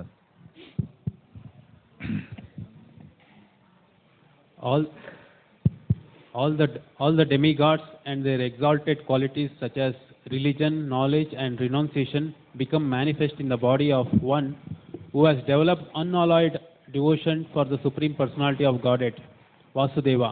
On the other hand, a person devoid of devotional service and engaged in material activities has no good qualities. Even if he is adept at the practice of mystic yoga or honest endeavor of maintaining his family and relatives, he must be driven by his own mental speculation and must engage in the service of the Lord's external energy. How can there be any good qualities in such a man? ಈ ಶ್ಲೋಕದ ಒಂದು ಅರ್ಥ ಅಂತ ಹೇಳಿದ್ರೆ, ಯಸ್ಯಾಸ್ತಿ ಭಕ್ತಿರ್ ಭಗವತ್ಯ ಕಿಂಚನ, ಭಗವಂತನ ಅಕಿಂಚನ ಭಕ್ತರಾಗಿರೋರು ದೇವತೆಗಳಲ್ಲಿರುವಂಥ ಎಲ್ಲ ಗುಣಗಳನ್ನು ಪಡ್ಕೊಳ್ತಾರೆ, ಅವ್ರಿಗೆ ತಾನಾಗೆ ಬರುತ್ತೆ. ಹರಾವ ಭಕ್ತಸ್ಯ ಕುತೋ ಮಹದ್ಗುಣಃ, ಯಾರು ಹರಿಯ ಭಕ್ತರಲ್ವೋ, ಭಗವಂತನ ಭಕ್ತರಲ್ವೋ, ಅವರು ಎಲ್ಲ ಯೋಗದ ಸಿದ್ಧಿಗಳನ್ನು ಪಡ್ಕೊಂಡಿದ್ರು ಸಹ, ಎಲ್ಲ ರೀತಿಯಾದಂತಹ ಅವರ ಒಂದು ಮನೋಧರ್ಮದಲ್ಲಿ ಶಾಸ್ತ್ರಗಳನ್ನು ಅವರು ಅನುಸರಣೆ ಮಾಡ್ತಾ ಇದ್ರು ಸಹ ಅವ್ರಿಗೆ ಯಾವುದೇ ರೀತಿಯಾದಂಥ ದಿವ್ಯ ಗುಣಗಳು ಅವರಲ್ಲಿ ಪ್ರಕಟ ಆಗೋದಿಲ್ಲ ಅನ್ನೋದು ಇದ್ರ ಹೇಳ್ತಾ ಇದ್ದಾರೆ. ಭಗವಂತನ ಭಕ್ತರಲ್ಲಿ ಇಂಥ ಗುಣಗಳು ಸಾಧಾರಣವಾಗಿ ಬರ್ತಾ ಇದೆ. ಕಾರಣ ಏನು? ಅವರು ಭಗವಂತನನ್ನ ಅಕಿಂಚನ ಭಕ್ತಿಯಿಂದ ಅವರು ಆರಾಧನೆಯನ್ನು ಮಾಡ್ತಾ ಇದ್ದಾರೆ. ಹೇಗೆ ಇಂಥ ದಿವ್ಯಗಳನ್ನು ಪಡ್ಕೊಳ್ಬಹುದು? ಸಾಮಾನ್ಯವಾಗಿ ಭಕ್ತರು ಇಂಥ ದಿವ್ಯ ಗುಣಗಳನ್ನು ಪಡ್ಕೊಳ್ಳುವಂಥ ಮಾರ್ಗ ಏನು? ಬೇರೆ ಮಾರ್ಗ ಇಲ್ಲ. ಭಗವಂತನ ಭಕ್ತರು ದಿವ್ಯ ಗುಣಗಳನ್ನು ಪಡ್ಕೊಳ್ಳೋದಕ್ಕೆ ಕಾರಣ ಏನಂತ ಹೇಳಿದ್ರೆ, ಅವರು ಭಗವಂತನ ಬೇರೆ ಭಕ್ತರ ಸಂಘವನ್ನು ಅವ್ರು ಪಡ್ಕೊಳ್ತಾರೆ. ಶ್ರೀ ಚೈತನ್ಯ ಮಹಾಪ್ರಭು ಇದ್ದಾಗ ಸತತವಾಗಿ ಭಗವಂತನ ಅಲ್ಲಿ ಇದ್ದಂಥ ಚೈತನ್ಯ ಮಹಾಪ್ರಭು ಶಿಷ್ಯರಾಗಿರಬಹುದು, ಬೇರೆಯವರೆಲ್ಲ ಸಹ ಸದಾಕಾಲ ಮಹಾಪ್ರಭುದ ಸಂಘವನ್ನು ಪಡ್ಕೊಳ್ತಾ ಇದ್ರು. ಅದೇ ರೀತಿ ಚೈತನ್ಯ ಮಹಾಪ್ರಭು ಸಹ ಅವರ ಹಿರಿಯ ಭಕ್ತರ ಹತ್ರ ಹೋಗ್ತಾ ಇದ್ರು, ಸೀನಿಯರ್ ಡ್ಯೂಟೀಸ್ ಹತ್ರ ಹೋಗಿ ಅವರು ಯಾವಾಗಲೂ ಸಹ ಚರ್ಚೆಯನ್ನು ಮಾಡ್ತಾ ಇದ್ರು. ಉದಾಹರಣೆಗೆ ರಮಾನಂದ ರಾಯ್ ರಮಾನಂದ ಅವ್ರ ಜೊತೆ ಚರ್ಚೆ ಮಾಡಿ ಅವರು ಭಕ್ತಿಗೆ ಅನುಕೂಲಕರವಾದಂತಹ ಭಕ್ತರು ಪಡ್ಕೊಳ್ಬಹುದಾದ ದಿವ್ಯ ಗುಣಗಳ ಬಗ್ಗೆ ಅವರು ಚರ್ಚೆ ಮಾಡ್ತಾ ಇದ್ರು. ಅದೇ ಭಕ್ತರಲ್ಲಿರುವಂಥ ಒಂದು ದಿವ್ಯ ಗುಣ. ಭಕ್ತರು ಏನು ಮಾಡ್ತಾರೆ? ಭಕ್ತರು ಸದಾಕಾಲ ಭಗವಂತನ ಗುಣವನ್ನು ಕೊಂಡಾಡ್ತಾ ಇರ್ತಾರೆ. ಹಾಗಾಗಿ ಭಗವಂತ ಆಕರ್ಷಿತರಾಗ್ತಾರೆ. ಮಚ್ಚಿತ್ತ ಮದ್ಗತ ಪ್ರಾಣ ಬೋಧಯಂತಹ ಪರಸ್ಪರಂ ಕಥೆಯಂತಶ್ಚ ಮಾಂ ನಿತ್ಯಂ ತುಷ್ಯಂತಿ ಚ ರಮಂತಿ ಚ. ಮಚ್ಚಿತ್ತ ಮದ್ಗತ ಪ್ರಾಣ, ಭಗವಂತನ ಭಕ್ತರು ಭಗವಂತನ ಗುಣವನ್ನು ಯಾವಾಗಲೂ ಕೊಂಡಾಡ್ತಾ ಇರ್ತಾರೆ. ಹಾಗಾಗಿ ಅವರ ಒಂದು ಮನಸ್ಸು ಬುದ್ಧಿ ಯಾವಾಗಲೂ ಭಗವಂತನಿಗೆ ಆಕರ್ಷಿತರಾಗಿರ್ತಾರೆ, ಭಗವಂತನೂ ಅವ್ರಿಗೆ ಆಕರ್ಷಿತರಾಗ್ತಾರೆ. ಯಾರಾದರೂ ನಮ್ಮ ಬಗ್ಗೆ ಮಾತಾಡ್ಕೊಳ್ತಾ ಇದ್ರೆ ನಾವು ಅಲ್ಲಿಂದ ಹೋಗೋಕ್ಕೆ ಇಷ್ಟಪಡ್ತೀವ? ಇಷ್ಟಪಡಲ್ಲ. ಇವತ್ತು ಸೀಕ್ರೆಟ್ ಡಿವೈಸ್ ಎಲ್ಲ ಬಂದಿದೆ, ನಮ್ಮ ಬಗ್ಗೆ ಏನು ಮಾತಾಡ್ಕೊಳ್ತಾ ಇರ್ತಾರೆ ಅಂತೇಳಿ ಡಿವೈಸ್ ಇಟ್ಟು ಕೇಳಿಸ್ಕೊತಾರೆ ಅಲ್ವಾ? ಆ ಥರ ಭಗವಂತ ಏನೂ ಹೊರತಾಗಿಲ್ಲ. ಭಗವಂತ ಸಹ ತಮ್ಮ ಗುಣಗಾನವನ್ನು ಎಲ್ಲಿ ಮಾಡ್ತಾ ಇದ್ರೆ ಅಲ್ಲಿ ಬಂದು ಕೂತಿರ್ತಾರೆ. ಹಿಂದಿನ ಒಂದು ಕಾಲದಲ್ಲಿ ಶ್ರೀ ಸಂಪ್ರದಾಯ, ರಾಮಾನುಜ ಸಂಪ್ರದಾಯದಲ್ಲಿ ಆಳ್ವಾರ್ಗಳು ಬಹಳ ಶುದ್ಧ ಭಕ್ತರಾಗಿದ್ದರು. ಅವರು ಆಗಿನ ಕಾಲದಲ್ಲಿ ಏನೋ ಗಾಡಿ ಇರಲಿಲ್ಲ, ಒಂದು ಊರಿಂದ ಇನ್ನೊಂದು ಊರಿಗೆ ಹೋಗ್ಬೇಕಾದ್ರೆ ಕಾಡಿನ ರಸ್ತೆಯಲ್ಲಿ ನಡ್ಕೊಂಡು ಹೋಗ್ತಾ ಇದ್ರು. ಆ ರೀತಿ ಒಬ್ಬರು ಆಳ್ವಾರ್ ಏನು ಮಾಡಿದ್ರು, ಒಂದು ಊರಿಂದ ಇನ್ನೊಂದು ಊರಿಗೆ ನಡ್ಕೊಂಡು ಹೋಗ್ಬೇಕಾದ್ರೆ ಕಾಡು ದಾರಿಲಿ ಹೋಗ್ತಾ ಇದ್ರು. ಜೋರಾಗಿ ಮಳೆ ಬಂತು. ಮಳೆ ಬಂದಾಗ ಅವರೊಂದು ಗುಹೆಯಲ್ಲಿ, ಒಂದು ಸಣ್ಣ ಗುಹೆ ಇತ್ತು, ಆ ಗುಹೆಯಲ್ಲಿ ಹೋಗಿ ಕುತ್ಕೊಂಡ್ರು. ಸ್ವಲ್ಪ ಆಯಾಸನ ಆಗಿತ್ತು, ನಿದ್ರೆ ಮಾಡ್ತಾ ಇದ್ರು. ಸ್ವಲ್ಪ ಅಲ್ಲೇ ಮಲಗಿ ನಿದ್ರೆ ಮಾಡಿದ್ರು. ಅವರೊಬ್ಬರು ಮಲ್ಗಕ್ಕೆ ಮಾತ್ರ ಆ ಜಾಗ ಇತ್ತು. ಅಲ್ಲಿ ಸರಿಯಾಗಿ ಇನ್ನೊಂದು ಆಳ್ವಾರು ಬಂದರು. ಅವರು ನೋಡಿದ್ರು, ನನಗೂ ಸ್ವಲ್ಪ ಆಶ್ರಯ ಕೊಡ್ತೀರಾ ಅಂತ. ಈ ಆಳ್ವಾರು ಹೇಳಿದ್ರು, ಆಯಿತು, ಒಬ್ಬರು ಮಲಗಕ್ಕೆ ಜಾಗ ಇದೆ ಅಂತ ಹೇಳಿದ್ರೆ ಇಬ್ಬರು ಕುತ್ಕೊಳ್ಳೋಕ್ಕೆ ಜಾಗ ಇರುತ್ತೆ, ನೀವು ಬನ್ನಿ ಕುತ್ಕೊಳ್ಳಿ ಅಂತೇಳಿ ಅವ್ರಿಗೂ ಆಶ್ರಯ ಕೊಟ್ಟರು. ಭಕ್ತರು ಸೇರಿದ್ರೆ ಸುಮ್ಮನೆ ಇರ್ತಾರ? ಪ್ರಾರಂಭ ಆಯಿತು. ಭಗವಂತನ ಲೀಲೆಗಳನ್ನು ಅವರು ವರ್ಣನೆ ಮಾಡ್ತಾ ಇದ್ರು. ಒಬ್ರಿಗೊಬ್ಬರು ಮಚ್ಚಿತ್ತ ಮದ್ಗತ ಪ್ರಾರಂಭ ಮಾಡಿದ್ರು. ಸ್ವಲ್ಪ ಹೊತ್ತಾಯಿತು. ಆ ಒಂದು ಚರ್ಚೆಯಲ್ಲಿ ಸಮಯ ಹೋಗಿದ್ದೇ ಗೊತ್ತಾಗಿಲ್ಲ. ಆಗ ಇನ್ನೊಬ್ರು ಆಳ್ವಾರು ಬಂದರು. ಅವರು ಇವರ ಸಂಭಾಷಣೆಯಲ್ಲಿ ಭಾಗಿಯಾದರು. 3 ಜನನೂ ಭಗವಂತನ ಗುಣಗಾನವನ್ನು ಮಾಡ್ತಾ ಇದ್ದಾರೆ. ಮಾಡ್ತಾ ಸಮಯ ಹೋಗಿದ್ದೇ ಗೊತ್ತಾಗಿಲ್ಲ. 3 ಜನ, ಇಬ್ಬರು ಕುತ್ಕೊಳ್ಳೋಕೆ ಜಾಗ ಇದೆ, 3 ಜನ ನಿಂತ್ಕೊಳ್ಳೋಕೆ ಜಾಗ ಇದೆಯಲ್ಲ, ನಿಂತ್ಕೊಂಡು ಅವರು ಚರ್ಚೆ ಮಾಡ್ತಾ ಇದ್ರು. ಸ್ವಲ್ಪ ಹೊತ್ತಾದ್ಮೇಲೆ ಅವ್ರಿಗೆ ಬಹಳ ಇಕ್ಕಟ್ಟಾಗ್ತಾ ಇದೆ. 3 ಜನ ಬದಲಾಗಿ 4 ಜನ ಇರೋ ಥರ ಅವ್ರಿಗೆ ಭಾಸ ಆಗ್ತಾ ಇದೆ. ಆ 4ನೇ ವ್ಯಕ್ತಿ ಯಾರಪ್ಪ ಅಂದರೆ ಬೇರೆ ಯಾರೂ ಅಲ್ಲ, ಸ್ವತಃ ಭಗವಂತನೇ ಅಲ್ಲಿ ಉಪಸ್ಥಿತ ಆಗಿದ್ರು. ಆ ರೀತಿ ಭಗವಂತನ ಭಕ್ತರ ಸಂವಾದವನ್ನು ಕೇಳೋದಕ್ಕೆ ಭಗವಂತ ಸಹ ಉತ್ಸುಕ ಆಗಿರ್ತಾರೆ. ಕಾರಣ ಏನು? ಭಗವಂತನ ಭಕ್ತರ ದಿವ್ಯ ಗುಣಗಳು ಆ ಥರ ಇರುತ್ತೆ. ಆದರೆ ಕಲಿಯುಗದಲ್ಲಿ ಜನ ಯಾವಾಗಲೂ ತರ್ಕ ಮಾಡಿ ಎಲ್ಲವನ್ನ ಸಾಧನೆ ಮಾಡಲಿಕ್ಕೆ, ತರ್ಕದಿಂದ ಎಲ್ಲವನ್ನ ತಿಳ್ಕೊಳ್ಳೋಕ್ಕೆ ಪ್ರಾರಂಭ ಮಾಡ್ತಾರೆ. ಆದರೆ ತರ್ಕದಿಂದ ನಾವು ಏನನ್ನ ಸಹ ಅರ್ಥ ಮಾಡ್ಕೊಳ್ಳೋಕ್ಕೆ ಸಾಧ್ಯ ಇಲ್ಲ. ಅದಕ್ಕೆ ಚೈತನ್ಯ ಚರಿತಾಮೃತದಲ್ಲಿ ಈ ಥರ ಹೇಳಿದೆ, ತರ್ಕ ಅಪ್ರತಿಷ್ಠ ಶ್ರುತಯೋ ವಿಭಿನ್ನ ನಾಸೋ ಮುನಿರ್ಯಸ್ಯ ಮತಂ ನ ಭಿನ್ನಂ ಧರ್ಮಸ್ಯ ತತ್ವಂ ನಿಹಿತಂ ಗುಹಾಯ ಮಹಾಜನ ಏನಗತ ಸಪಂಥ. ನಮಗೆ ದಿವ್ಯ ಗುಣಗಳು ಬೇಕು, ಭಗವಂತನ ಬಗ್ಗೆ ತಿಳ್ಕೋಬೇಕು ಅಂತ ಹೇಳಿದಾಗ ಭಕ್ತರನ್ನ ಆಶ್ರಯ ಪಡಿಬೇಕು ವಿನಃ ನಾವು ವಿತರ್ಕ ಮಾಡೋದ್ರಿಂದ ಏನೂ ಪ್ರಯೋಜನ ಇಲ್ಲ ಅಂತ ಹೇಳ್ತಾರೆ. ಇಲ್ಲಿ ನೋಡಿ, ತರ್ಕ ಅಪ್ರತಿಷ್ಠ. ನಾವು ತರ್ಕ ಮಾಡೋಕೆ ಏನಾದರೂ ಹೋದರೆ ಅದು ನಾವು ಅಪ್ರತಿಷ್ಠೆ ಪಾಲಾಗ್ತೀವಿ. ಖಂಡಿತವಾಗ್ಲೂ ನಾವು ಪ್ರತಿಷ್ಠೆ ಬರಲ್ಲ ನಮಗೆ. ಶ್ರುತಯೋ ವಿಭಿನ್ನ. ಕಾರಣ ಏನು? ಎಷ್ಟೋ ರೀತಿಯಾದಂಥ ಶಾಸ್ತ್ರಗಳನ್ನು ನಾವು ನೋಡ್ತೀವಿ. ಒಂದು ರೀತಿ ಶಾಸ್ತ್ರ ಇಲ್ಲ, ಬಹಳಷ್ಟು ಶಾಸ್ತ್ರಗಳಿದ್ದಾವೆ. ಧರ್ಮಸ್ಯ ತತ್ವಂ ವಿಹಿತಂ ಗುಹಾಯ. ಧರ್ಮದ ತತ್ವಗಳೇನಿದೆಯಲ್ಲ ಅದು ಬಹಳ ರಹಸ್ಯಮಯ ಆಗಿರುವಂಥದ್ದು, ಯಾರಿಗೂ ಅಷ್ಟು ಸುಲಭವಾಗಿ ಅರ್ಥ ಆಗೋದಿಲ್ಲ. ಆದರೆ ಮಹಾಜನ ಏನಗತ ಸಪಂಥ. ಮಹಾಜನರು ಯಾರು? ಮಹಾಜನರು ಅಂದರೆ ಯಾರು? 12 ಜನ ಮಹಾಜನರು ಇದ್ದಾರೆ. 12 ಜನ ಮಹಾಜನರಲ್ಲಿ ಶುಕದೇವ್ ಗೋಸ್ವಾಮಿ, ನಾರದ ಮುನಿ, ಬಲಿ ಮಹಾರಾಜ್, ಜನಕ ಮಹಾರಾಜ, ಭೀಷ್ಮದೇವರು, ಈ ರೀತಿ 12 ಜನ ಮಹಾಜನರು ಇದ್ದಾರೆ. ಈ 12 ಜನ ಮಹಾಜನರು ಅವ್ರಿಗೆ ಏನು ಗೊತ್ತು ಅಂತೇಳಿ ಧರ್ಮದ ತತ್ವಗಳು ರಹಸ್ಯಮಯವಾಗಿ ಅವ್ರಿಗೆ ಗೊತ್ತಾಗಿದೆ. ಅದಕ್ಕಾಗಿ ಈ ವಿತರ್ಕಕ್ಕೆ ಅವ್ರು ಹೋಗೋದಿಲ್ಲ. ಕಾರಣ ಏನು? ತರ್ಕದಿಂದ ಯಾರೋ ವ್ಯಕ್ತಿ ಸತ್ಯವನ್ನು ಅರ್ಥ ಮಾಡ್ಕೊಳ್ಳೋಕ್ಕೆ ಸಾಧ್ಯ ಇಲ್ಲ. ತರ್ಕ ಏನಾದರೂ ಅರ್ಥ ಮಾಡ್ಕೊಳ್ಳೋಕೆ ಹೋದರೆ ನಾವು ಯಾವತ್ತೂ ಅರ್ಥ ಆಗೋದಿಲ್ಲ ನಮಗೆ. ಭಾರತೀಯ ಸಂಸ್ಕೃತಿಯಲ್ಲಿ ವಿಶೇಷವಾಗಿ ಪ್ರಮುಖವಾಗಿ 9 ಪ್ರಕಾರದ ದರ್ಶನಗಳನ್ನು ನಾವು ನೋಡ್ತೀವಿ. 9 ಪ್ರಕಾರದ ದರ್ಶನಗಳಿದೆ. ಅದರಲ್ಲಿ 3 ಪ್ರಕಾರದ ದರ್ಶನ ಏನಿದೆ ಅದು ನಾಸ್ತಿಕ ದರ್ಶನ ಅಂತ ಹೇಳ್ತೀವಿ. ಅದನ್ನು ನಾಸ್ತಿಕ ದರ್ಶನ ಅಂತ ಹೇಳಿದ್ರೆ ಅವರು ವೇದಗಳ ಪ್ರಮಾಣವನ್ನು ಯಾವತ್ತೂ ಒಪ್ಪೋದಿಲ್ಲ. ಅದೇನು ಆ ಒಂದು ನಾಸ್ತಿಕವಾದಂಥ ದರ್ಶನಗಳು ಅಂತ ಹೇಳಿದ್ರೆ ಬೌದ್ಧ ದರ್ಶನ ಅಂತ ಹೇಳ್ತೀವಿ. 2ನೇದಾಗಿ ಜೈನ ದರ್ಶನ, 3ನೇದಾಗಿ ಚಾರ್ವಾಕ ದರ್ಶನ. ಬೌದ್ಧ ದರ್ಶನದಲ್ಲಿ ಅವರು ವೇದಗಳ ಪ್ರಮಾಣವನ್ನು ಒಪ್ಪಲ್ಲ, ಅಹಿಂಸೆನೇ ಪರಮಧರ್ಮ ಅಂತಾರೆ.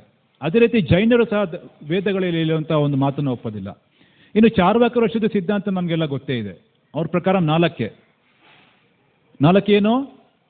ಋಣಂ ಕೃತ್ವ ಘೃತಂ ಪಿಬೇತ್. ಸಾಲ ಮಾಡಿ ತುಪ್ಪ ತಿನ್ನಿ. ಯಾವ ಜೀವೇತ್ ಸುಖ ಜೀವೇತ್. ಎಲ್ಲಿವರೆಗೂ ಜೀವನ ಮಾಡ್ತಿರೋ ಸುಖವಾಗಿ ಜೀವನ ಮಾಡಿ. ಭಸ್ಮೀಭೂತಸ್ಯ ದೇಹಸ್ಯ. ಈ ದೇಹ ತಗೊಂಡೋಗಿ ಸುಡ್ತಾರೆ ನೀವು ಸತ್ತಾಗ. ಪುನರಾಗಮನಂ ಕಿಂ ಭವೇತ್. ಮತ್ತೆ ಬರ್ತೀವಿ ಇಲ್ವಂತ ಏನು ಗ್ಯಾರಂಟಿ? ಇದು ಚಾರ್ವಾಕ ಸಿದ್ಧಾಂತ. ನಂತರ 6 ದರ್ಶನಗಳೇನಿದೆ ಅದು ಶಾಸ್ತ್ರದ ಪ್ರಮಾಣವನ್ನು ಸ್ವೀಕಾರ ಮಾಡುವಂಥದ್ದು. ಅದರಲ್ಲಿ ಪ್ರಮುಖವಾಗಿ ಸಾಂಖ್ಯ ಸಿದ್ಧಾಂತ, ವೈಶೇಷಿಕ ಸಿದ್ಧಾಂತ, ಮೀಮಾಂಸಾ ಸಿದ್ಧಾಂತ, ಯೋಗ, ನ್ಯಾಯ ಮತ್ತು ವೇದಾಂತ ಅಂತೇಳಿ 6 ಪ್ರಕಾರದ ಪ್ರಭೇದಗಳನ್ನು ನಾವು ನೋಡ್ತೀವಿ. ಈ 6ರಲ್ಲಿ ನಾವು ನೋಡಿದಾಗ ಮೀಮಾಂಸಾ ಸಿದ್ಧಾಂತ, ಈ ಮೀಮಾಂಸಾ ಏನಪ್ಪ ಅಂತ ಹೇಳಿದ್ರೆ, ಈ ಸಿದ್ಧಾಂತ ಒಂದನ್ನು ಉದಾಹರಣೆಯಾಗಿ ಇಟ್ಕೊಂಡು ಇನ್ನೊಂದನ್ನು ಹೇಳುವಂಥದ್ದು. ಇದೇ ಮೀಮಾಂಸಾ ಸಿದ್ಧಾಂತವನ್ನು ಕೃಷ್ಣ ತನ್ನ ತಂದೆಯಾದಂಥ ನಂದ ಮಹಾರಾಜಿಗೆ ಹೇಳ್ತಾರೆ. ನಾವು ಇಂದ್ರನನ್ನು ಯಾಕೆ ಪೂಜೆ ಮಾಡಬೇಕು? ಎಲ್ಲರೂ ಅವರವರ ಕರ್ಮವನ್ನು ಮಾಡ್ತಾ ಇದ್ದಾರೆ. ಹಾಗಾಗಿ ನಾವು ನಮಗೆ ಫಲ ಕೊಡ್ತಾ ಇರುವಂತಹ ಗೋವರ್ಧನಗಿರಿಯನ್ನು ಪೂಜೆ ಮಾಡೋಣ ಅಂತೇಳಿ ಮೀಮಾಂಸಾ ಸಿದ್ಧಾಂತವನ್ನು ಕೃಷ್ಣ ಅವರು ಪ್ರತಿಪಾದನೆ ಮಾಡ್ತಾರೆ. ಅದೇ ರೀತಿ ಮೀಮಾಂಸಾ ಸಿದ್ಧಾಂತದಲ್ಲಿ ಏನಪ್ಪ ಇದೆ ಅಂತ ಹೇಳಿದ್ರೆ, ಶಬ್ದದ ಉಚ್ಚಾರಣೆಗೆ ಬಹಳ ಬಲವನ್ನು ಕೊಡ್ತಾರೆ. ಶಬ್ದ ಏಕೆ ಅಂತ ಹೇಳಿದ್ರೆ, ಶಬ್ದ ಒಂದು ಚೂರು ಈ ಕಡೆ ಆ ಕಡೆ ಆದ್ರೂ ಅದು ಅರ್ಥ ಎಲ್ಲ ಬದಲಾವಣೆ ಆಗ್ಬಿಡುತ್ತೆ. ಉದಾಹರಣೆಗೆ ಇಂದ್ರನನ್ನ ಕೊಲ್ಲಬೇಕು ಅಂತ ಹೇಳಿ ತಪಸ್ಸೆ ಮಾಡಿದಾಗ ಅಲ್ಲಿ ಒಂದೇ ಒಂದು ಶಬ್ದ ವ್ಯತ್ಯಾಸ ಆಯಿತು. ಇಂದ್ರೇಣ ಅನ್ನೋ ಬದಲು ಇಂದ್ರಸ್ಯ ಅಂತ ಬಂದ್ಬಿಡ್ತು. ಆಗೇನಾಯ್ತು, ಇಂದ್ರನಿಂದ ಕೊಲ್ಲುವಂಥ ಪುತ್ರ ಹುಟ್ಲಿ ಅಂತೇಳಿ ಆ ತಪಸ್ಸೆನ ಅವ್ರು ಮಾಡ್ತಾರೆ. ಹಾಗಾಗಿ ಶಬ್ದಕ್ಕೆ ಬಹಳ ಪ್ರಾಮುಖ್ಯತೆ. ಇದೆಲ್ಲವನ್ನ ನೋಡಿದಾಗ ನಮಗೆ ಬಹಳ ಸುಲಭವಾಗಿ ಅರ್ಥ ಆಗೋದು ಅಂತ ಹೇಳಿದ್ರೆ, ಮಹಾಜನರು ಯಾವಾಗಲೂ ಸಹ ಭಾಗವತ ಧರ್ಮವನ್ನು ಅವರು ಅನುಸರಣೆ ಮಾಡಿಕೊಂಡು ಜೀವನವನ್ನು ನಡೆಸ್ತಾ ಇದ್ರು. ನಮಗೆ ಸುಲಭವಾದಂಥ ಮಾರ್ಗ ಶ್ರೀಮದ್ ಭಾಗವತವನ್ನು ಅವರು ನಮಗೆ ಕೊಟ್ಟಿದ್ದಾರೆ. ಕಾರಣ ಏನು? ಭಾಗವತ ಧರ್ಮ ಯಾವಾಗಲೂ ಆತ್ಮಸಾಕ್ಷಾತ್ಕಾರಕ್ಕೆ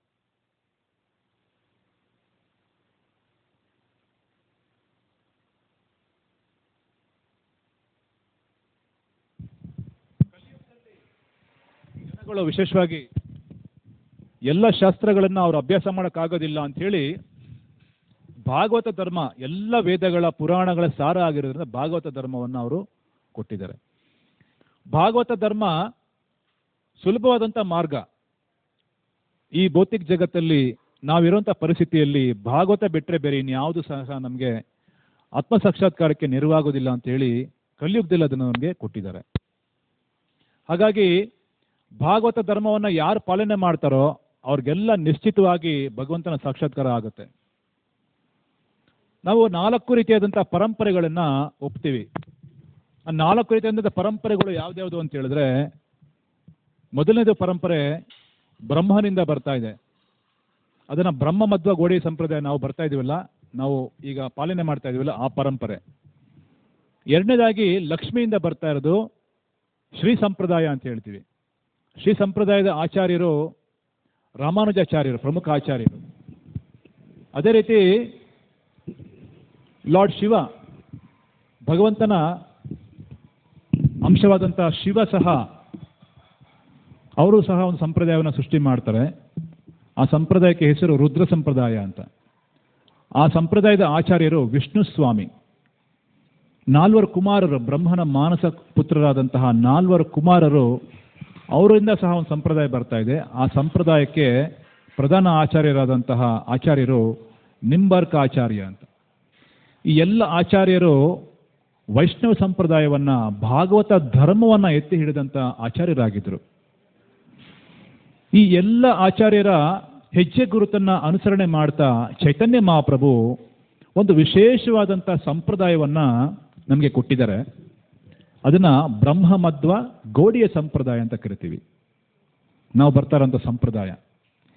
ಈ ಸಂಪ್ರದಾಯದಲ್ಲಿ ವಿಶೇಷವಾಗಿ ಚೈತನ್ಯ ಮಹಾಪ್ರಭು ಏನು ಮಾಡಿದ್ರು, ಈ 4 ಸಂಪ್ರದಾಯದಲ್ಲಿ ಇರುವಂತಹ 2 ಪ್ರಮುಖ ಅಂಶಗಳನ್ನು ತಗೊಂಡು ಈ ಸಂಪ್ರದಾಯವನ್ನು ಇನ್ನೂ ಹೆಚ್ಚು ಪ್ರಬಲವಾಗಿ, ಇನ್ನೂ ಹೆಚ್ಚು ಅರ್ಥವತ್ತಾಗಿ ಅವರು ಮಾಡಿದ್ದಾರೆ. ಈ 4 ಸಂಪ್ರದಾಯದಲ್ಲಿ ಅವರು ಏನೆಲ್ಲ ತಗೊಂಡಿದ್ದಾರೆ ಸ್ವಲ್ಪ ನೋಡೋದಾದ್ರೆ, ಶ್ರೀ ಸಂಪ್ರದಾಯ, ಶ್ರೀ ರಾಮಾನುಜಾಚಾರ್ಯರ ಸಂಪ್ರದಾಯದಲ್ಲಿ ಅವರು 2 ವಿಚಾರಗಳನ್ನು ತಗೊಂಡ್ರು. ಅದರಲ್ಲಿ ಮೊದಲನೇದು ಅನನ್ಯ ಭಕ್ತಿ, ಅಂದರೆ ಜ್ಞಾನ ಮತ್ತು ಕರ್ಮದ ಆಚ್ಛಾದನೆ ಇಲ್ಲದೆ ಇರುವಂಥದ್ದು. ನೋಡಿ, ಭಕ್ತಿಗೆ ಜ್ಞಾನದ ನೆರವು ಸಹ ಹೆಚ್ಚಾಗಿ ಬೇಕಾಗಿಲ್ಲ, ಮತ್ತೆ ಕರ್ಮ ಸಹ ಇದು ಬೇಕಾಗಿಲ್ಲ. ಅದಕ್ಕೆ ಹೇಳ್ತಾರೆ, ಭಕ್ತಿ ಜ್ಞಾನ ಮತ್ತು ಕರ್ಮ, ಜ್ಞಾನ ಕರ್ಮಾದಿ ಅನಾವೃತಂ ಆನುಕೂಲ್ಯೇನ ಕೃಷ್ಣಾನುಶೀಲನಂ ಭಕ್ತಿರುತ್ತಮ, ಶ್ರೀ ರೂಪ ಗೋಸ್ವಾಮಿ ಹೇಳ್ತಾರೆ. ಅನ್ಯಾಭಿಲಾಷಿತ ಶೂನ್ಯಂ ಜ್ಞಾನ ಕರ್ಮಾದಿ ಅನಾವೃತಂ ಅನುಕೂಲೇನ ಕೃಷ್ಣಾನುಶೀಲನಂ ಭಕ್ತಿರುತ್ತಮ. ಜ್ಞಾನಕರ್ಮದ ಗೊಡವೇನೂ ಬೇಕಾಗಿಲ್ಲ ಅಂತ ಹೇಳ್ತಾರೆ. ಆ ಥರ ಅನನ್ಯ ಭಕ್ತಿನ ಶ್ರೀ ಸಂಪ್ರದಾಯದಿಂದ ರಾಮಾನುಜಾಚಾರ್ಯರು ಪಡ್ಕೊಂಡ್ರು. ಎರಡನೇದು ಅವರೇನು ಪಡ್ಕೊಂಡ್ರು ಅಂತ ಹೇಳಿದ್ರೆ ಭಕ್ತಜನ ಸೇವೆ, ಭಕ್ತರ ಸೇವೆ, ವೈಷ್ಣವ ಸೇವೆಯನ್ನು ಅವ್ರು ಪಡ್ಕೊಳ್ತಾರೆ. ವೈಷ್ಣವ ಸೇವೆ ಎಷ್ಟು ಪ್ರಮುಖ ಆಗಿರೋದು ಅನ್ನೋದನ್ನು ಈ ಒಂದು ಸ್ವಲ್ಪ ಮುಂದೆ ಚರ್ಚೆ ಮಾಡ್ಕೊಂಡು ಹೋಗೋಣ. ಭಕ್ತಜನ ಸೇವೆ ಇಲ್ಲದೆ ಭಕ್ತಿ ಸೇವೆನ ನಾವು ಕಲ್ಪನೆ ಮಾಡೋಕ್ಕೂ ಆಗಲ್ಲ. ಭಕ್ತರ ಸೇವೆ ಇಲ್ಲದೆ ಭಕ್ತಿ ಸೇವೆನ ನಾವು ಕಲ್ಪನೆ ಮಾಡೋಕ್ಕೂ ಆಗಲ್ಲ. ಇಂಥ ಒಂದು ಮಹತ್ವವಾದಂಥ ಗುಣವನ್ನು ಶ್ರೀಲ ರಾಮಾನುಜಾಚಾರ್ಯರ ಸಂಪ್ರದಾಯದಿಂದ, ಶ್ರೀ ಸಂಪ್ರದಾಯದಿಂದ ಚೈತನ್ಯ ಮಹಾಪ್ರಭು ಪಡ್ಕೊಳ್ತಾರೆ. ನಂತರ ಮಧ್ವ ಸಂಪ್ರದಾಯದಿಂದ, ತಮ್ಮದೇ ಆದಂಥ ಸಂಪ್ರದಾಯದಿಂದ 2 ತತ್ವಗಳನ್ನು ಅವ್ರು ತಗೊಂಡ್ರು. ಅದರಲ್ಲಿ ಕೇವಲಾದ್ವೈತ ನಿರಸನ, ಮಾಯಾವಾದಿ ಸಿದ್ಧಾಂತವನ್ನು ಸಂಪೂರ್ಣವಾಗಿ ಖಂಡನೆ ಮಾಡುವಂತಹ ಆ ಒಂದು ಶಕ್ತಿಯನ್ನು ಪಡ್ಕೊಳ್ತಾರೆ. ಎರಡನೇದಾಗಿ ಶ್ರೀ ವಿಗ್ರಹ ಆರಾಧನೆ, ಭಗವಂತನ ಶ್ರೀ ವಿಗ್ರಹಗಳನ್ನು ಯಾವ ರೀತಿ ಆರಾಧನೆ ಮಾಡಬೇಕು ಅನ್ನೋದ್ರ ಬಗ್ಗೆ ಅವರು ವಿಶೇಷವಾದಂತಹ ಒಂದು ಜ್ಞಾನವನ್ನು ಈ ಸಂಪ್ರದಾಯದಲ್ಲಿ ತರ್ತಾರೆ. ಮೂರನೇದಾಗಿ ರುದ್ರ ಸಂಪ್ರದಾಯದಿಂದ ತದೀಯ ಸರ್ವಸ್ವ ಭಾವ, ಅಂದರೆ ಸಂಪೂರ್ಣವಾಗಿ ಕೃಷ್ಣನನ್ನು ಆಶ್ರಯಿಸುವಂತಹ ಭಾವವನ್ನು ಅವರು ಪಡ್ಕೊಳ್ತಾರೆ. ಆ ಒಂದು ಗುಣವನ್ನು ಅವರು ಪಡ್ಕೊಳ್ತಾರೆ. ಜೊತೆಯಲ್ಲಿ ರಾಗ ಮಾರ್ಗ, ಅಂದರೆ ಭಕ್ತಿ ಸೇವೆಯಲ್ಲಿ ಸ್ವಾಭಾವಿಕವಾದಂಥ ಆಕರ್ಷಣೆ ಹೇಗೆ ಪಡ್ಕೊಳ್ಳೋದು ಅಂತ ವಿಧಿವಿಧಾನಗಳನ್ನು ಹೇಗೆ ನಾವು ಅನುಸರಣೆ ಮಾಡೋದು ಅನ್ನೋ ಒಂದು ಭಾವವನ್ನು ಆ ಒಂದು ಗ್ರಹಿಸೋದಕ್ಕೆ ಅವರು ರುದ್ರ ಸಂಪ್ರದಾಯದಿಂದ ಅದನ್ನು ಪಡ್ಕೊಳ್ತಾರೆ. ನಂತರ ಕುಮಾರ ಸಂಪ್ರದಾಯದಿಂದ ಏಕಾಂತ ರಾಧಿಕಾಶ್ರಯ, ಅಂದರೆ ಶ್ರೀಮತಿ ರಾಧಾರಾಣಿಯ ವಿಶೇಷ ಆಶ್ರಯವನ್ನು ಪಡ್ಕೊಳ್ಳುವಂತಹ ಅಗತ್ಯತೆ ಏನು ಅನ್ನೋದ್ರ ಬಗ್ಗೆ ಅವರು ತಿಳ್ಕೊಂಡು ಆ ಒಂದು ಅಂಶವನ್ನು ಅವರು ಗ್ರಹಿಸ್ತಾರೆ. ಎರಡನೇದಾಗಿ ಗೋಪಿ ಭಾವ, ಕೃಷ್ಣನ ಪ್ರತಿಯಾಗಿ ಗೋಪಿಯರಿಗಿರುವಂತಹ ಉತ್ತುಂಗ ಪ್ರೇಮದ ಪರಾಕಾಷ್ಠೆ ಏನಿದೆ ಆ ಭಾವವನ್ನು ಅವರು ಕುಮಾರ ಸಂಪ್ರದಾಯದಿಂದ ಪಡ್ಕೊಳ್ತಾರೆ. ಈ ರೀತಿ 8 ಸಂಪ್ರದಾಯಗಳಿಂದ ವಿಶೇಷವಾದಂತಹ ಎಲ್ಲ ಅಂಶಗಳನ್ನು ಅವರು ತಗೊಂಡು ಈ ಮಧ್ವ ಗೌಡಿ ಸಂಪ್ರದಾಯವನ್ನು ಅತ್ಯಂತ ರಸಯುಕ್ತವಾಗಿ, ಪ್ರಬಲವಾಗಿ ಭಕ್ತಿ ಸೇವೆಯ ಅತಿ ಉನ್ನತವಾದಂತಹ ಶೈಕ್ಷಣಿಕ ಮಾರ್ಗವಾಗಿ ಅವರು ರೂಪುಗೊಳಿಸಿದ್ದಾರೆ ಚೈತನ್ಯ ಮಹಾಪ್ರಭು. ಹಾಗಾಗಿ ಈ ಮಧ್ವಗೌಡಿ ಸಂಪ್ರದಾಯದಲ್ಲಿ ನಾವು ನೋಡ್ತೀವಿ, ಭಾವವನ್ನು, ಭಕ್ತಿಯ ಭಾವವನ್ನು ವಿಶೇಷವಾಗಿ ಚೈತನ್ಯ ಮಹಾಪ್ರಭು ಆ ಮೂಲ ತತ್ವಗಳನ್ನು ಎಡೆಬಿಡದೆ ಕಾಪಾಡಿಕೊಂಡು ಅದನ್ನು ಇನ್ನೂ ಉತ್ತಮವಾದಂಥ ರೀತಿಯಲ್ಲಿ ತಗೊಂಡು ಹೋಗೋದಕ್ಕೆ ಅವರು ಪ್ರಯಾಸ ಪಟ್ಟಿದ್ದಾರೆ. ಜೊತೆಯಲ್ಲಿ ಯಶಸ್ವಿಯಾಗಿದ್ದಾರೆ ಕೂಡ. ಇವತ್ತು ಸಹ ಮಧ್ವಗೌಡಿ ಸಂಪ್ರದಾಯದಲ್ಲಿ ಎಲ್ಲ ರೀತಿಯಾದಂತಹ ಉತ್ತಮ ಗುಣಗಳನ್ನು ಭಕ್ತರು ಬೆಳೆಸ್ಕೊಳ್ಳೋದಕ್ಕೆ ಚೈತನ್ಯ ಮಹಾಪ್ರಭು ಎಲ್ಲವನ್ನ ಸಮೃದ್ಧಿಯಾಗಿ ಕೊಟ್ಟಿದ್ದಾರೆ.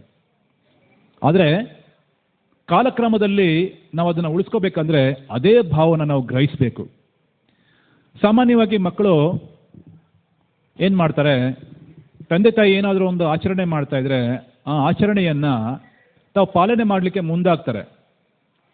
ಅಂದರೆ ಅದರ ಹಿಂದಿನ ಭಾವವನ್ನು ಗ್ರಹಿಸೋದಿಲ್ಲ. ಹಿಂದೆ ಯಾಕೆ ಮಾಡ್ತಾ ಇದ್ದೀರಾ, ಏಕೆ ಅದ್ರದ್ದು ಮಾಡಬೇಕು, ಏನು ಕಾರಣಕ್ಕೋಸ್ಕರ ಮಾಡಬೇಕು ಅನ್ನೋದ್ರ ಬಗ್ಗೆ ವಿಚಾರ ಮಾಡಲ್ಲ. ಆದರೆ ಮಾಡ್ತಾರೆ. ತಂದೆ ತಾಯಿ ಏನು ಮಾಡ್ತಾರೆ ನಾವು ಮಾಡ್ತೀವಿ, ಅವ್ರು ಹೀಗೆ ಮಾಡಿದ್ರೆ ನಾವು ಹೀಗೆ ಮಾಡ್ತೀವಿ ಅಲ್ವಾ. ಇದನ್ನು ನಾವೆಲ್ಲ ನೋಡ್ತೀವಿ. ಹಿಂದಿನ ಕಾಲದಲ್ಲಿ ಒಂದು ಮದುವೆ ನಡೀತಾ ಇತ್ತು. ಆ ಮದುವೆ ನಡೆಯೋ ಸಮಯದಲ್ಲಿ ಹೇಗೋ ಏನೋ ಒಂದು ಬೆಕ್ಕು ಬಂದ್ಬಿಡ್ತು. ಬೆಕ್ಕು ಬಂದಾಗ ವರನ ತಾಯಿ ಏನು ಮಾಡಿದ್ರು, ಅಯ್ಯೋ ಬೆಕ್ಕು ಬಂತಲ್ಲ ಅಶುಭ ಆಗುತ್ತೆ ಅಂತೇಳಿ ಬೆಕ್ಕನ್ನ ಕರ್ಕೊಂಡು ಬಂದು ಒಂದು ಕಡೆ ಇಟ್ಬಿಟ್ಟು ಅದ್ರ ಮೇಲೆ ಒಂದು ದೊಡ್ಡ ಪಾತ್ರೆ ಮುಚ್ಚಿಬಿಡ್ತಾರೆ. ಇದನ್ನು ವಧು ನೋಡ್ಕೊಂಡ್ಲು, ಮದುವೆ ಹೆಣ್ಣು ನೋಡ್ಕೊಂಡ್ಲು, ಏನು ನಮ್ಮ ಮತ್ತೆ ಹೀಗೆ ಮಾಡಿದ್ರಲ್ಲ, ಯಾವುದೋ ಬೆಕ್ಕು ತಗೊಂಬಂದು ಅದ್ರ ಮೇಲೆ ಪಾತ್ರೆ ಮುಚ್ಚಿಬಿಟ್ಟಿದ್ದಾರೆ ಅಂತ. ಸರಿ, ಕಾಲಕ್ರಮೇಣ ಅವ್ರಿಗೆ ಮಕ್ಕಳಾದ್ಮೇಲೆ ಆಕೆ ವಿಚಾರ ಮಾಡ್ತಾ ಇದ್ದಾಳೆ, ನಮ್ಮ ವಿವಾಹ ಸಂದರ್ಭದ ಅನುಷ್ಠಾನದಲ್ಲಿ ನಮ್ಮ ಅತ್ತೆ ಒಂದು ಬೆಕ್ಕನ್ನ ಕರ್ಕೊಂಡು ಬಂದು ಅದ್ರ ಮೇಲೆ ಪಾತ್ರೆ ಮುಚ್ಚಿದ್ರು, ನಾವು ಹಾಗೆ ಮಾಡಬೇಕು. ಸರಿ, ಬೆಕ್ಕನ್ನ ತಗೊಂಬಂದ್ರು, ಅದ್ರ ಮೇಲೆ ಪಾತ್ರೆ ಮುಚ್ಚಿ ವಿವಾಹ ಅನುಷ್ಠಾನ ಎಲ್ಲ ಆದಮೇಲೆ ಬೆಕ್ಕನ್ನ ಬಿಟ್ಟರು. ಅಂದರೆ ಯಾಕೆ ಮಾಡ್ತಾ ಇದ್ದಾರೆ, ಅದರ ಉದ್ದೇಶ ಏನೋ ಅರ್ಥ ಮಾಡ್ಕೊಳ್ಳದೆ ಏನೋ ಮಾಡ್ತಾ ಇದ್ರೆ ನಾವು ಮಾಡಬೇಕಷ್ಟೇ. ಅದರ ಹಿಂದಿನ ಭಾವನ ನಾವು ಗ್ರಹಿಸಿಲ್ಲ ಅಂತ ಹೇಳಿದ್ರೆ ಎಲ್ಲೋ ವ್ಯರ್ಥ ಆಗೋಗುತ್ತೆ. ಹಾಗಾಗಿ ಗುರುಗಳು ಏನು ಹೇಳ್ತಾ ಇದ್ರು ಅದನ್ನು ನಾವು ಯಥಾವತ್ತಾಗಿ ಕೇಳಿಸ್ಕೊಳ್ಬೇಕು. ಮೊದಲನೇದಾಗಿ ಶ್ರವಣಕ್ಕೆ ಮಹತ್ವ ಕೊಡಬೇಕು. ನಮ್ಮದೇ ಆದಂಥ ಒಂದು ವಿಚಾರನ ಮುಂದೆ ಇಟ್ಟಾಗ ಎಲ್ಲ ತಪ್ಪು ಕಲ್ಪನೆಗಳು, ತಪ್ಪಾಗಿ ಅರ್ಥ ಆಗೋದು, ಇದೆಲ್ಲ ಆಗುತ್ತೆ. ಒಂದ್ಸರಿ ಏನಾಯಿತು, ಮದ್ಯ ವ್ಯಸನಿಗಳನ್ನು ಆ ವ್ಯಸನದಿಂದ ಮುಕ್ತಗೊಳಿಸೋದಕ್ಕೆ, ಅಂದರೆ ರಿಹ್ಯಾಬಿಟೇಷನ್ ಸೆಂಟರ್ ಇರ್ತಾವಲ್ಲ, ಕುಡಿಯೋರಿಗೆ ಬಿಡಿಸ್ಬೇಕು, ಅದು ಅವರ ಉದ್ದೇಶ. ಈಗಲೂ ಸಹ ಬೆಂಗಳೂರಲ್ಲಿ ಹಲವು ಕಡೆ ಇದೆ ಇದು. ಎಲ್ಲ ಕುಡುಕರು ಅಲ್ಲಿ ಬಂದಿದ್ದರು, ಸಭೆ ಸೇರಿದ್ರು. ಅಲ್ಲಿ ಮಾಸ್ಟರ್ ಆಗಿದ್ದವರು ಸೆಮಿನಾರ್ ಕೊಡ್ತಾಯಿದ್ರು. ಸೆಮಿನಾರ್ ಕೊಟ್ಟಾಗ ಅನೇಕ ಜನ ಸಾಯಂಕಾಲದ ಹೊತ್ತು ತಡ್ಕೊಂಡು ಕೂತಿದ್ರು. ಹೋಗೋಂಥ ಸಮಯ ಈಗ, ಆದರೆ ತಡ್ಕೊಂಡು ಕೂತಿದ್ರು. ಇಲ್ಲ, ನಾವು ಬಿಡೋಣ ಅಂತೇಳಿ ಪ್ರಯತ್ನ ಮಾಡ್ತಾಯಿದ್ರು. ಅಲ್ಲಿ ಮಾಸ್ಟರ್ ಏನು ಮಾಡಿದ್ರು, ಒಂದು ಸೆಮಿನಾರ್ ಕೊಡ್ತಾಯಿದ್ರು, ಒಂದು ವಿಡಿಯೋ ತೋರಿಸಿದ್ರು. ವಿಡಿಯೋದಲ್ಲಿ ಒಂದು ಬಕೆಟಲ್ಲಿ ಸಾರಾಯಿ, ಇನ್ನೊಂದು ಬಕೆಟಲ್ಲಿ ನೀರು, ಎರಡೂ ಇಟ್ಟರು. ಅಲ್ಲಿ ಒಂದು ಕತ್ತೆನೇ ಬಿಡ್ತಾರೆ. ಕತ್ತೆ ಬಂತು, ಬಾಯಾರಿಕೆ ಆಗಿತ್ತು ಕತ್ತೆಗೆ. ಅದು ಹೋಗಿ ಬಕೆಟ್ಗೆ ಬಾಯಕ್ಕೆ ನೋಡಿದಾಗ ಅದು ಸಾರಾಯಿ, ಅದು ಇಷ್ಟ ಆಗಲಿಲ್ಲ. ತಕ್ಷಣ ಅದು ಬೇರೆ ಕಡೆ ಬಂತು, ನೀರಿದ್ದಂಥ ಬಕೆಟ್ಗೆ ಬಂದು ನೋಡ್ತು, ನೀರಿದೆ, ಸ್ವಚ್ಛಂದವಾಗಿ ನೀರು ಕುಡಿತು, ಹೋಯ್ತು. ಇವರೇನು ಮಾಡಿದ್ರು, ಬಕೆಟ್ನ ಅದ್ರ ಬದಲು ಮಾಡಿದ್ರು. ನೆಕ್ಸ್ಟ್ ಟೈಮಿಂದ ಮತ್ತೆ ಕತ್ತೆ ಬಂತು ನೋಡಿ, ಆ ಮಧ್ಯದ ಬಕೆಟನ್ನು ನಾವು ಮುಟ್ಲಿಲ್ಲ, ಅದು ಸಾರಾಯಿ ಬಕೆಟ್ನ ಮುಟ್ಲಿಲ್ಲ, ನೀರಿದ್ದಂಥ ಬಕೆಟಲ್ಲಿ ನೀರು ಕುಡ್ಕೊಂಡು ತೃಪ್ತಿ ಆಯಿತು. ಆಗ ಸೆಮಿನಾರ್ ಕೊಡ್ತಾ ಇದ್ದ ಅಂತ ಹೇಳಿದ್ರು, ಕುಡುಕರಿಗೆಲ್ಲ ಕೇಳಿದ್ರು ಪ್ರಶ್ನೆ, ಇದರಿಂದ ನಿಮ್ಗೇನು ಅರ್ಥ ಆಯಿತು ಅಂತ. ಆಗ ಒಬ್ಬ ಕುಡುಕ ಕೈ ಎತ್ತಾನೆ. ಅವನು ಹೇಳ್ತಾನೆ, ಕತ್ತೆ ಯಾವತ್ತೂ ಸಾರಾಯಿ ಕುಡಿಯೋದಿಲ್ಲ ಅಂತ. ತಲೆ ಚೆಚ್ಕೊಂಡ್ರು. ಅಯ್ಯೋ, ನಾನು ಹೇಳ್ತಾ ಇದ್ದಿದ್ದು ಭಾವ ಬೇರೆ, ನೀನು ಅರ್ಥ ಮಾಡ್ಕೊಂಡಿದ್ದು ಭಾವ ಬೇರೆ. ಕತ್ತೇನೂ ಸಾರಾಯಿ ಕುಡಿಯಲ್ಲ, ನೀನು ಕುಡಿತೀಯಲ್ಲ, ನಾವು ಕುಡಿತೀವಲ್ಲ, ಅದು ಭಾಳ ದೊಡ್ಡ ತಪ್ಪು ಅಂತ. ಸರಿ ಬಿಡಿ, ಹೋಗಲಿ ಅಂಥೇಳಿ ಎರಡು ಪ್ರಯೋಗ ಮಾಡೋಣ ಅಂಥೇಳಿ 2 ಗ್ಲಾಸ್ ತಂದರು. 2 ಗ್ಲಾಸಲ್ಲಿ, ಒಂದು ಗ್ಲಾಸಲ್ಲಿ ಸಾರಾಯಿ, ಇನ್ನೊಂದು ಗ್ಲಾಸಲ್ಲಿ ನೀರು. ಸಾರಾಯಿ ಇರುವಂಥ ಗ್ಲಾಸಲ್ಲಿ ಕ್ರಿಮಿಗಳು, ಸಣ್ಣ ಸಣ್ಣ ಹುಳಗಳು, ಇರುವೆಗಳು ಅಂಥವೆಲ್ಲ ಅದರಲ್ಲಿ ಹಾಕಿದ್ರು. ತಕ್ಷಣ ಏನಾದವು, ಅವೆಲ್ಲ ಸತ್ತೋದ್ವು. ನೀರಿರುವಂಥ ಗ್ಲಾಸಲ್ಲಿ ಹಾಕಿದ್ರು, ಹೇಗೋ ತೇಲ್ಕೊಂಡು ನಾವು ಆಚೆ ಬಂದ್ವು. ಆಗ ಮತ್ತೆ ಪ್ರಶ್ನೆ, ಇದರಿಂದ ನಿಮ್ಗೆ ಏನು ಅರ್ಥ ಆಗುತ್ತೆ ಅಂತ. ಆಗ ಅವನೇ ಕೈ ಎತ್ತದ, ನೋಡು, ಸಾರಾಯಿ ಕುಡಿದ್ರೆ ಹೊಟ್ಟೆಲಿರೋ ಹುಳಗಳೆಲ್ಲ ಸತ್ತೋಗುತ್ತವೆ, ಹಾಗಾಗಿ ಭಾಳ ಒಳ್ಳೇದು ಅಂತ. ಅವನಿಗೆ ಅದು ಬೇಕಾಗಿತ್ತು. ತಲೆ ಚೆಚ್ಕೊಂಡ್ರು ಮಾಸ್ಟರು. ನಾನು ಹೇಳ್ತಿರೋಂಥ ಉದ್ದೇಶ ಬೇರೆ, ನೀನು ಅರ್ಥ ಮಾಡ್ಕೊಂಡಿರೋದು ಬೇರೆ. ಸಾರಾಯಿ ಕುಡಿದ್ರೆ ಹುಳಗಳೇ ಬದುಕಲ್ಲ, ಕ್ರಿಮಿಕೀಟಗಳೇ ಬದುಕಲ್ಲ, ಇನ್ನು ನಾವು ಬದುಕ್ತೀವ ಅಂತ, ಅದರಲ್ಲ ನಾನು ಹೇಳಿದ್ದು ಅಂತ. ಹಾಗಾಗಿ ಶಾಸ್ತ್ರಗಳ ಹಿಂದಿನ ಸಾರಾಂಶವನ್ನು ನಾವು ಹೇಗೆ ಗ್ರಹಣ ಮಾಡಬೇಕು ಅಂತ ಹೇಳಿದ್ರೆ, ಗುರುಗಳ ಭಾವವನ್ನು ಅರ್ಥ ಮಾಡ್ಕೋಬೇಕಾಗಿದೆ. ಗುರುಗಳ ಆಂತರ್ಯವನ್ನು ಅರ್ಥ ಮಾಡ್ಕೊಳ್ಳದೆ ಶಾಸ್ತ್ರಗಳನ್ನು ನಾವು ಅರ್ಥ ಮಾಡ್ಕೊಳ್ಳೋದಕ್ಕೆ ಸಾಧ್ಯ ಇಲ್ಲ. ಆ ರೀತಿ ನೋಡಿದಾಗ ನಮ್ಮ ಇತಿಹಾಸದಲ್ಲಿ ಬಹಳ ಜನ ಆಚಾರ್ಯರು ತಮ್ಮ ಗುರುಗಳ ಭಾವವನ್ನು ಗ್ರಹಿಸಿದಂಥವರು. ಉದಾಹರಣೆಗೆ ಕನಕದಾಸರು ಮೆರವಣಿಗೆಗೆ ಬರ್ತಾ ಇದ್ರು, ಅಂದರೆ ಮೆರವಣಿಗೆ ನಡೀತಾ ಇತ್ತು. ಆ ಮೆರವಣಿಗೆಯಲ್ಲಿ ಮುಂದೆ ಪಲ್ಲಕ್ಕಿ ಹೋಗ್ತಾ ಇತ್ತು.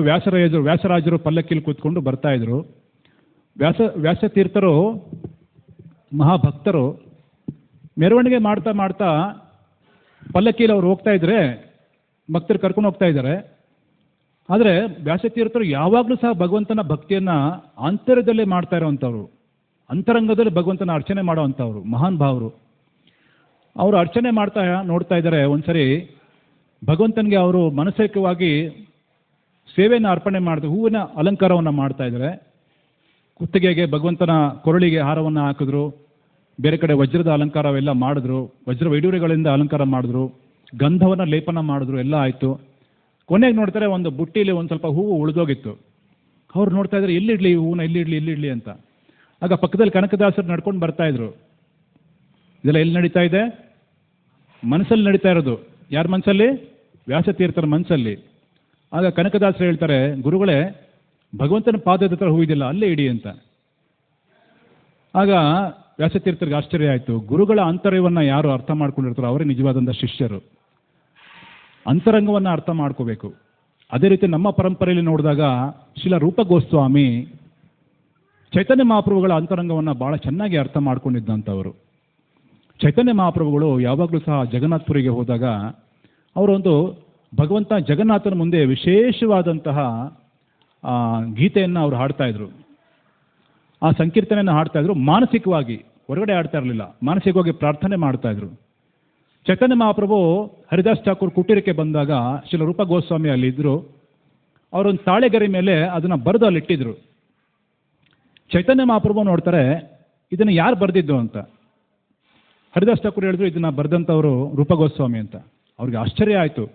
ನಾನು ಹೃದಯದಲ್ಲಿ ಮಾಡಿದಂಥ ಪ್ರಾರ್ಥನೆಯನ್ನು ಇಷ್ಟು ಚೆನ್ನಾಗಿ ಒಂದು ಸ್ವಲ್ಪನೂ ತಪ್ಪಿಲ್ದಂಗೆ ಬರೆದಿದ್ದಾರಲ್ಲ, ಇವ್ರಿಗೆ ನನ್ನ ಹೃದಯದ ಅಂತರಾಳವಾರು ಗೊತ್ತಿದೆ ಅಂತೇಳಿ ಹೇಳ್ತಾರೆ. ಆಗ ಹರಿದಾಸ್ ಠಾಕೂರ್ ಕೂಡ ಹೇಳ್ತಾರೆ, ಹೌದು, ನಿಮ್ಮ ಆಂತರ್ಯವನ್ನು ಭಾಳ ಚೆನ್ನಾಗಿ ಅರ್ಥ ಮಾಡ್ಕೊಂಡಿದ್ದವರಾಗಿದ್ದಾರೆ.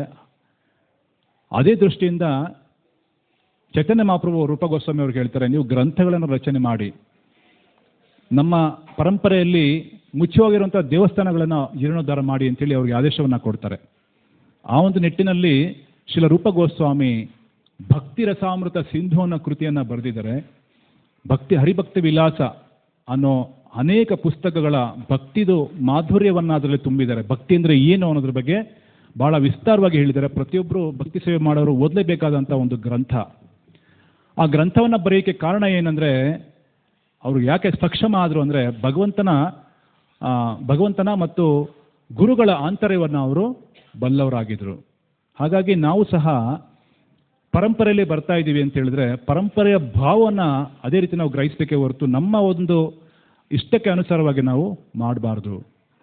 ನೋಡಿ, ಯಾರೇ ಆಗಲಿ, ಎಷ್ಟು ದೊಡ್ಡ ಪರಂಪರೆನೇ ಆಗಲಿ, ಯಾವಾಗ ಆ ಪರಂಪರೆಯ ಭಾವನ ನಾವು ಗ್ರಹಿಸೋದಿಲ್ಲ, ಆವಾಗ ಎಲ್ಲ ಸಹ ನಷ್ಟ ಆಗೋಗುತ್ತೆ. ಭಗವಂತನಿಗೆ ಅನೇಕ ಜನ ಮಕ್ಕಳು, ಅದರಲ್ಲಿ ಸಾಂಬ ಯಾವಾಗಲೂ ಸಹ ಅವರು ಸ್ವಲ್ಪ ಪರಿಹಾಸ ಮಾಡ್ತಾಯಿದ್ರು, ಜಾಂಬವತಿ ಮಗ ಆಗಿದ್ರು. ಭವ್ಯವಾದಂಥ ಪರಂಪರೆಯಲ್ಲಿ ಅವರು ಬರ್ತಾ ಇದ್ದಾರೆ. ಶೂರಸೇನ ಕಂಸನ ತಂದೆ ಆಗಿದ್ದಂಥವ್ರು. ಅಂದರೆ ಆ ಒಂದು ಪರಂಪರೆಯಲ್ಲಿ ನೋಡಿ ಎಂತೆಂಥವ್ರು ಬರ್ತಾ ಇದ್ದಾರೆ. ಶೂರಸೇನ, ದೇವಕಿ, ವಸುದೇವ, ಇವರೆಲ್ಲರೂ ಸಹ ಎಷ್ಟು ಭವ್ಯವಾದಂಥ ಪರಂಪರೆಯನ್ನು ಹೊಂದಿದ್ರು. ಆ ಪರಂಪರೆಯ ಭಾವವನ್ನು ನಾವು ಗ್ರಹಿಸ್ತಾ ಇದ್ದಾಗ ಏನಾಗುತ್ತೆ ಅನ್ನೋದು ಇಲ್ಲಿ ನಾವು ತಿಳ್ಕೊಬೋದು. ತಂದೆ ತಾಯಿ ಏನೋ ಮಾಡ್ತಾ ಇದ್ದಾರೆ, ಮಕ್ಕಳು ಅದನ್ನು ಕೇವಲ ಮಾಡಬೇಕು ಅನ್ನೋದನ್ನು ಮಾಡೋದಲ್ಲ, ಆ ಹಿಂದಿನ ಭಾವವನ್ನು ಅರ್ಥ ಮಾಡ್ಕೋಬೇಕು. ನಮ್ಮ ತಂದೆ ಹೇಗೆ ಮಾಡ್ತಾ ಇದ್ದಾರೆ, ಏನು ಕಾರಣಕ್ಕೋಸ್ಕರ ಇದನ್ನು ಮಾಡ್ತಾ ಇದ್ದಾರೆ, ಅದರ ಹಿಂದಿನ ಉದ್ದೇಶ ಏನು ಅನ್ನೋದನ್ನು ಅರ್ಥ ಮಾಡ್ಕೊಂಡಿಲ್ಲ ಅಂತ ಹೇಳಿದ್ರೆ ಬಹಳ ತೊಂದರೆ ಆಗುತ್ತೆ ಮುಂದೆ. ಸಾಂಬ ಯಾವಾಗಲೂ ಸಹ ಪರಿಹಾಸ್ಯದ ಮನೋಭಾವನೆಯನ್ನು ಹೊಂದಿದ್ರು. ಒಂದ್ಸರಿ ಎಲ್ಲ ಒಂದು ಯಾಗಕ್ಕೋ ಏನೋ ಒಂದು ಸಂದರ್ಭದಲ್ಲಿ ಎಲ್ಲ ಋಷಿಮುನಿಗಳನ್ನು ಕೃಷ್ಣ ಆಹ್ವಾನ ಮಾಡಿದಾಗ ಆ ಸಭೆಯಲ್ಲಿ ನಾರದ ಮಹರ್ಷಿಗಳು, ಇತರ ಮಹರ್ಷಿಗಳೆಲ್ಲ, ಋಷಿಮುನಿಗಳೆಲ್ಲ ಅಲ್ಲಿದ್ದಾಗ ಸಾಂಬ ಏನು ಮಾಡ್ತಾರೆ, ಒಂದು ಅಪಹಾಸ್ಯ ನೋಡೋಣ ಈ ಒಂದು ಋಷಿಮುನಿಗಳು ಎಷ್ಟು ಜಾಗೃತರಾಗಿದ್ದಾರೆ, ಎಷ್ಟು ಇವರಿಗೆ ಜ್ಞಾನ ಇದೆ ಅಂಥೇಳಿ ತಮ್ಮ ಹೊಟ್ಟೆಯಲ್ಲಿ ಬಟ್ಟೆ ಸುತ್ತಕೊಂಡು ಗರ್ಭಿಣಿ ಥರ ಒಂದು ಸ್ತ್ರೀ ವೇಷ ಹಾಕ್ಕೊಂಡು ಅವ್ರ ಮುಂದೆ ಬರ್ತಾರೆ. ಅವ್ರ ಜೊತೆ ಇನ್ನು ಸ್ವಲ್ಪ ಜನ ಸೇರ್ಕೊಂಡಿದ್ರು ಪರಿಹಾಸ್ಯ ಮಾಡೋದಕ್ಕೆ.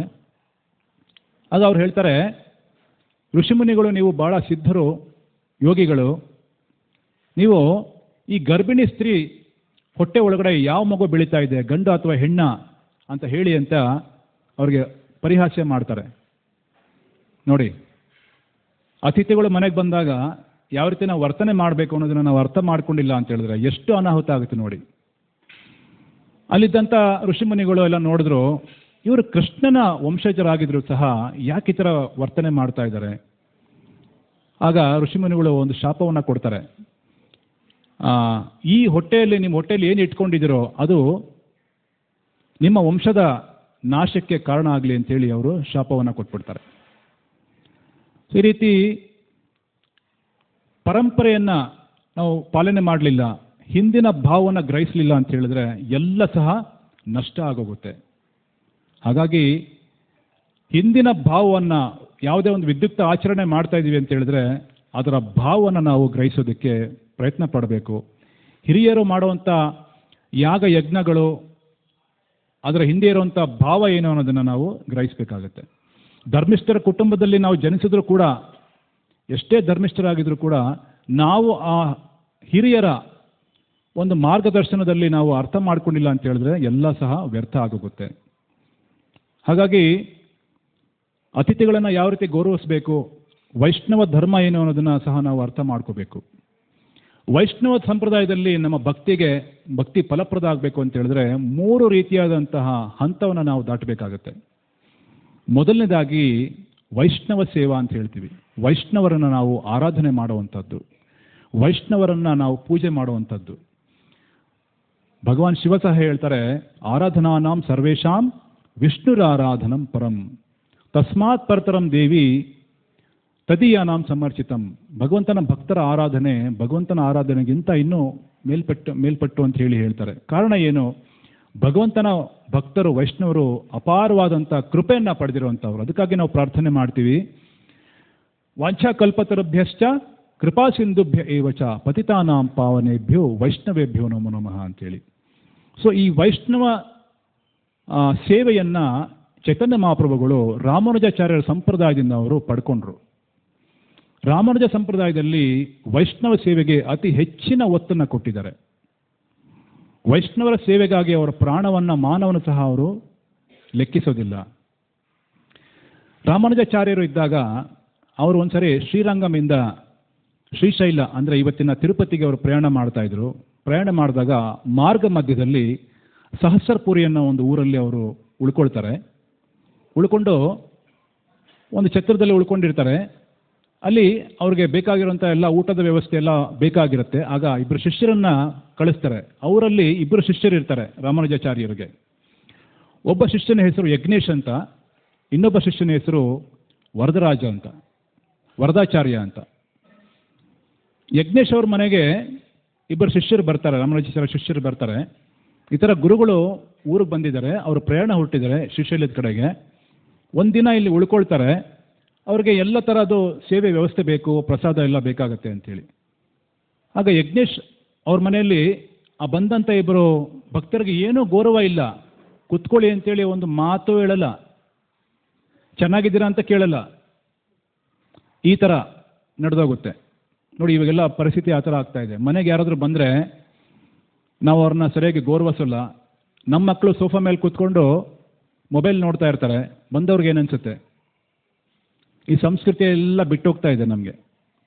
ಮನೆಗೆ ಬಂದವ್ರನ್ನ ಯಾವ ರೀತಿ ಗೌರವ ಕೊಡಬೇಕು, ಅವ್ರನ್ನ ಕೈ ಹಿಡಿದು ಕರ್ಕೊಂಡು ಬಂದು ಅವ್ರಿಗೆ ಒಂದು ಆಸನ ಕೊಟ್ಟು, ಕಡಿಮೆ ಅಂದರೆ ಕಡಿಮೆ ಅವ್ರ ಯೋಗಕ್ಷೇಮವನ್ನು ವಿಚಾರಿಸ್ಬೇಕು.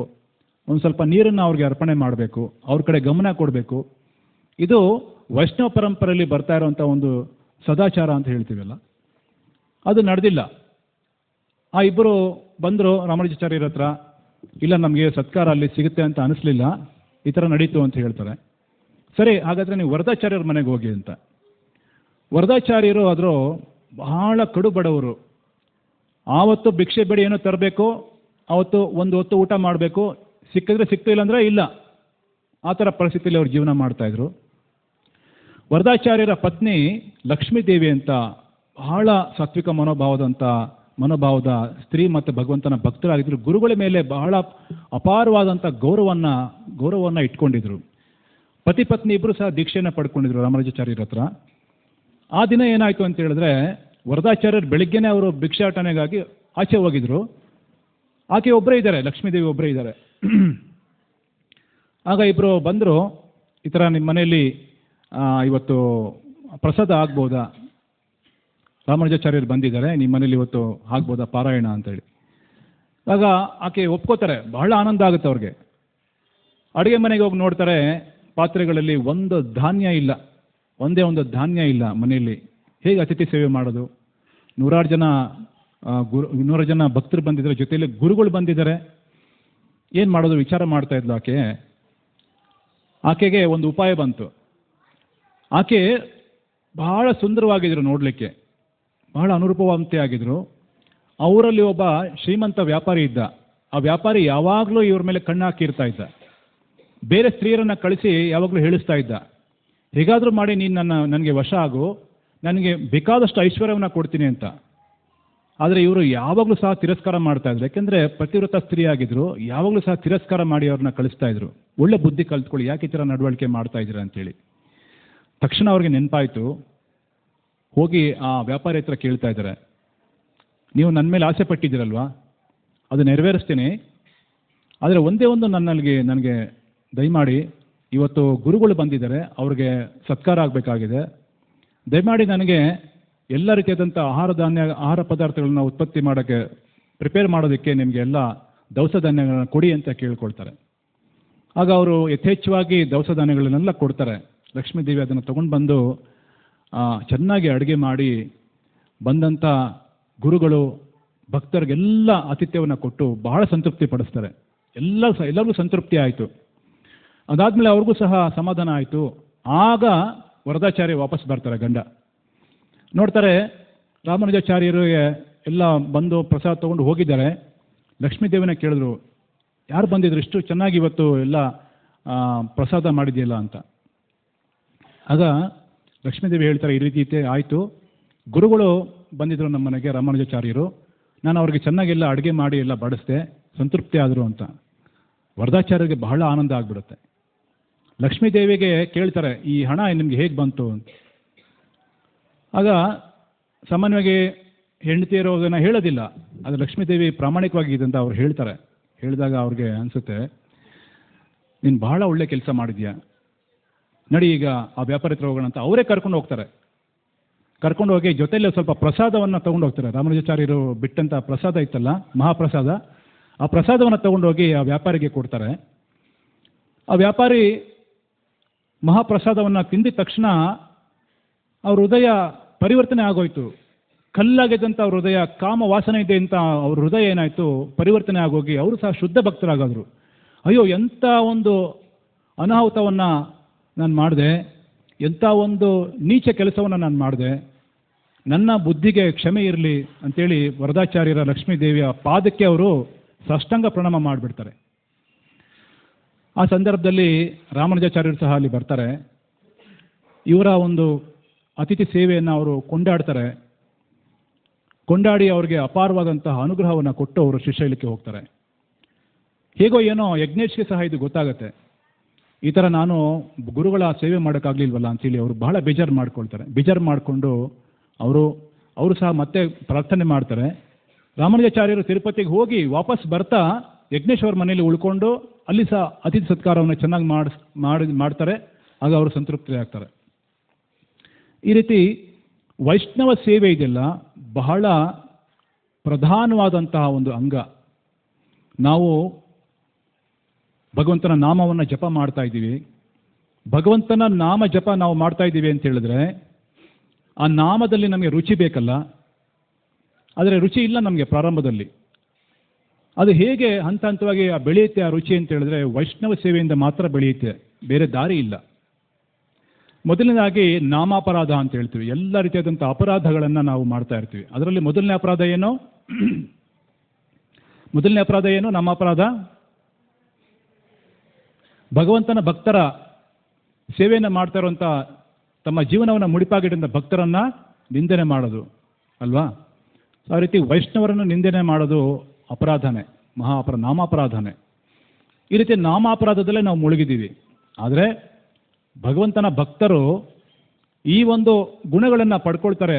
ಏನೋ ನಾಮ ರುಚಿ ಅವ್ರಿಗೆ ಬೇಕು ಅಂತ ಹೇಳಿದ್ರೆ ವೈಷ್ಣವ ಸೇವೆಯನ್ನು ಅವರು ಮಾಡಬೇಕು.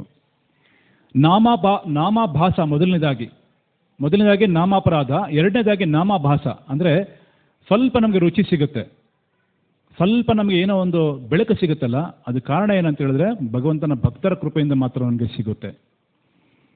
ಯಾವ ರೀತಿ ಸೂರ್ಯ ಉದಯ ಆದಾಗ ಕಿರಣಗಳು ಸ್ವಲ್ಪ ಸೂರ್ಯನ ಮೋಡ ಎಲ್ಲ ಬೆಳಕಾಗುತ್ತಲ್ಲ, ಆಗ ಸೂರ್ಯ ಬಂದಿರಲ್ಲ, ಇನ್ನೂ ಬೆಳಕು ಮಾತ್ರ ಬಂದಿರುತ್ತೆ.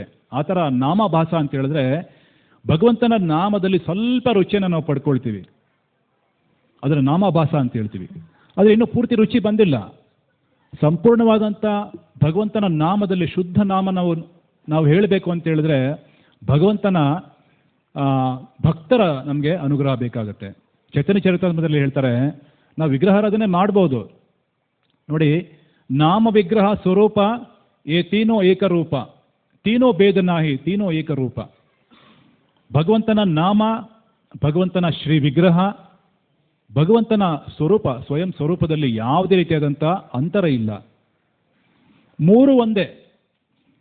ಎಲ್ಲಿವರೆಗೂ ನಾವು ಭಗವಂತನನ್ನು ಕೇವಲ ಕಲ್ಲು ಅಥವಾ ಶಿಲೆ ಅಂತ ತಿಳ್ಕೊಂಡು ಆರಾಧನೆ ಮಾಡ್ತಾ ಇರ್ತೀವೋ ಅಲ್ಲಿವರೆಗೂ ನಮಗೆ ಅದೇ ರೀತಿಯಾದಂಥ ಭಾಸ ಆಗ್ತಾ ಇರುತ್ತೆ. ಆದರೆ ಯಾವಾಗ ನಾವು ಭಗವಂತನ ಶ್ರೀ ವಿಗ್ರಹ, ಅದು ಕಲ್ಲಲ್ಲ, ಪ್ರತಿಮಾನಾಹಿ ತುಮಿ ಸಾಕ್ಷಾತ್ ಬ್ರಜೇಂದ್ರ ನಂದನ್ ಅಂತ ನಾವು ನೋಡ್ತೀವಿ, ಸಾಕ್ಷಾತ್ತಾಗಿ ನಾವು ನೋಡ್ತೀವಿ. ಆವಾಗ ನಮಗೆ ನಿಜವಾದಂತಹ ದರ್ಶನ ಆಗುತ್ತೆ. ವಿಗ್ರಹಗಳು ನಮ್ಮ ಜೊತೆ ಮಾತಾಡ್ತಾರೆ. ಅದನ್ನು ಇತಿಹಾಸದಲ್ಲಿ ನಾವು ನೋಡಿದ್ದೀವಿ. ಕಂಚಿ ವರದರಾಜ ಸ್ವಾಮಿ ಕಾಂಚಿಪೂರ್ಣರ ಒಂದು ಸಂವಾದವನ್ನು ಯಾವಾಗಲೂ ನಾವು ಕೇಳ್ತಾ ಇರ್ತೀವಿ ಅವ್ರ ಲೀಲೆಯಲ್ಲಿ. ಅದಕ್ಕಾಗಿ ಭಗವಂತನ ಶ್ರೀ ವಿಗ್ರಹದ ಪ್ರತಿಯಾಗಿ ನಮಗೆ ಆ ಭಾವನೆ ಇಲ್ಲದೆ ಇರೋದ್ರಿಂದ ನಾವು ದಂಡವತ್ ಪ್ರಣಾಮ ಮಾಡ್ತೀವಿ. ದೇವಸ್ಥಾನಕ್ಕೆ ಬಂದ ಕೂಡಲೇ ದಂಡವತ್ ಪ್ರಣಾಮ ಮಾಡ್ತೀವಿ. ಯಾಕೆ? ಆ ದಂಡವತ್ ಪ್ರಣಾಮ ಮಾಡೋದ್ರಿಂದ ನಮಗೆ ಭಗವಂತ ಸಾಕ್ಷಾತ್ತಾಗಿ ಇಲ್ಲಿ ಇದ್ದಾರೆ ಅಂತ ಒಂದು ಭಾವನೆ ನಮಗೆ ಮೂಡಬೇಕಲ್ಲ, ಹಾಗಾಗಿ ದಂಡವತ್ ಪ್ರಣಾಮವನ್ನು ನಾವು ಮಾಡ್ತೀವಿ. ಇಂಥ ಭಾವನೆಗಳನ್ನು ನಾವು ಪಡ್ಕೋಬೇಕು. ವಿಶೇಷವಾಗಿ ವೈಷ್ಣವ ಸಂಪ್ರದಾಯದಲ್ಲಿ ಇದು ಎಲ್ಲ ಬಹಳ ಮುಖ್ಯವಾಗಿರುವಂಥದ್ದು. ಒಂದು ಗುಣಗಳನ್ನು ನಾವು ಪಡ್ಕೊಂಡಿಲ್ಲ ಅಂತ ಹೇಳಿದ್ರೆ, ನಮ್ಮ ಹೃದಯ ಪರಿವರ್ತನೆ ಆಗಿಲ್ಲ ಅಂತ ಹೇಳಿದ್ರೆ ಬೇರೆ ಏನೂ ಪ್ರಯೋಜನ ಇಲ್ಲ. ನಾಮ ಜಪ ಮಾಡ್ತಾ ಇದ್ದೀವಿ ಅಂತ ಹೇಳಿದ್ರೆ ಹೃದಯ ಪರಿವರ್ತನೆ ಆಗಬೇಕಾಗಿದೆ.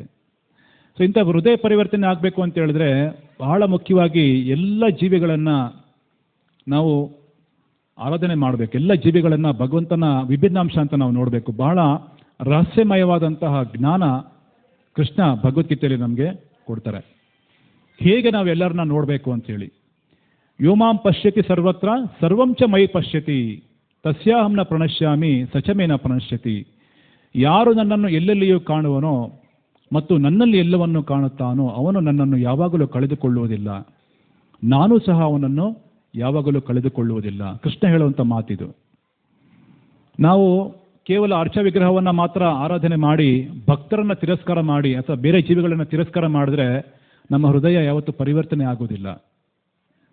ಭಗವಂತನ ಆರಾಧನೆ ಎಲ್ಲ ಜೀವಿಗಳ ಆರಾಧನೆ ಒಂದಿಗೆ ಪರಿಪೂರ್ಣ ಆಗುತ್ತೆ.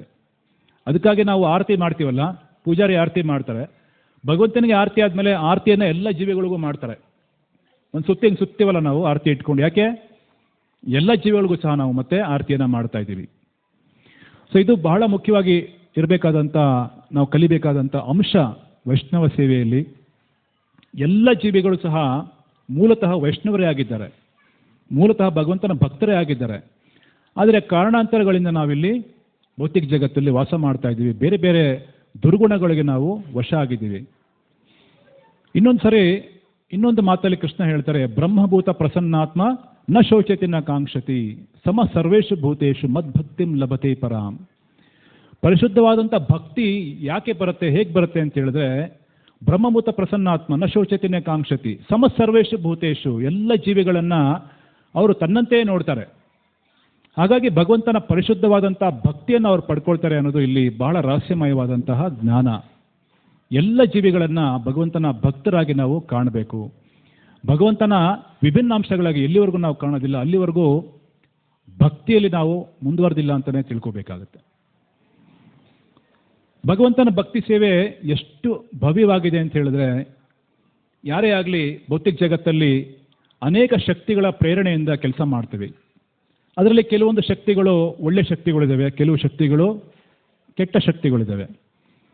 ಕೆಲವರು ಯಾವಾಗಲೂ ಹೊಟ್ಟೆ ಕಿಚ್ಚಿಂದ ಕೆಲಸ ಮಾಡ್ತಾರೆ. ಜಗತ್ತಲ್ಲಿ ಕೆಲವರು ನೋಡ್ತಾರೆ, ಬೇರೆಯವರು ಎಷ್ಟು ಸಂಪಾದನೆ ಮಾಡ್ತಾರೆ, ನಾನೆಷ್ಟು ಅದಕ್ಕಿಂತ ಹೆಚ್ಚಾಗಿ ಸಂಪಾದನೆ ಮಾಡ್ತೀವಿ ಅಂತೇಳಿ ಏನು ಮಾಡ್ತೀವಿ, ಕಾಂಪಿಟೇಷನ್ ಸ್ಪಿರಿಟಲ್ಲಿ ನಾವು ಕೆಲಸ ಮಾಡ್ತೀವಿ.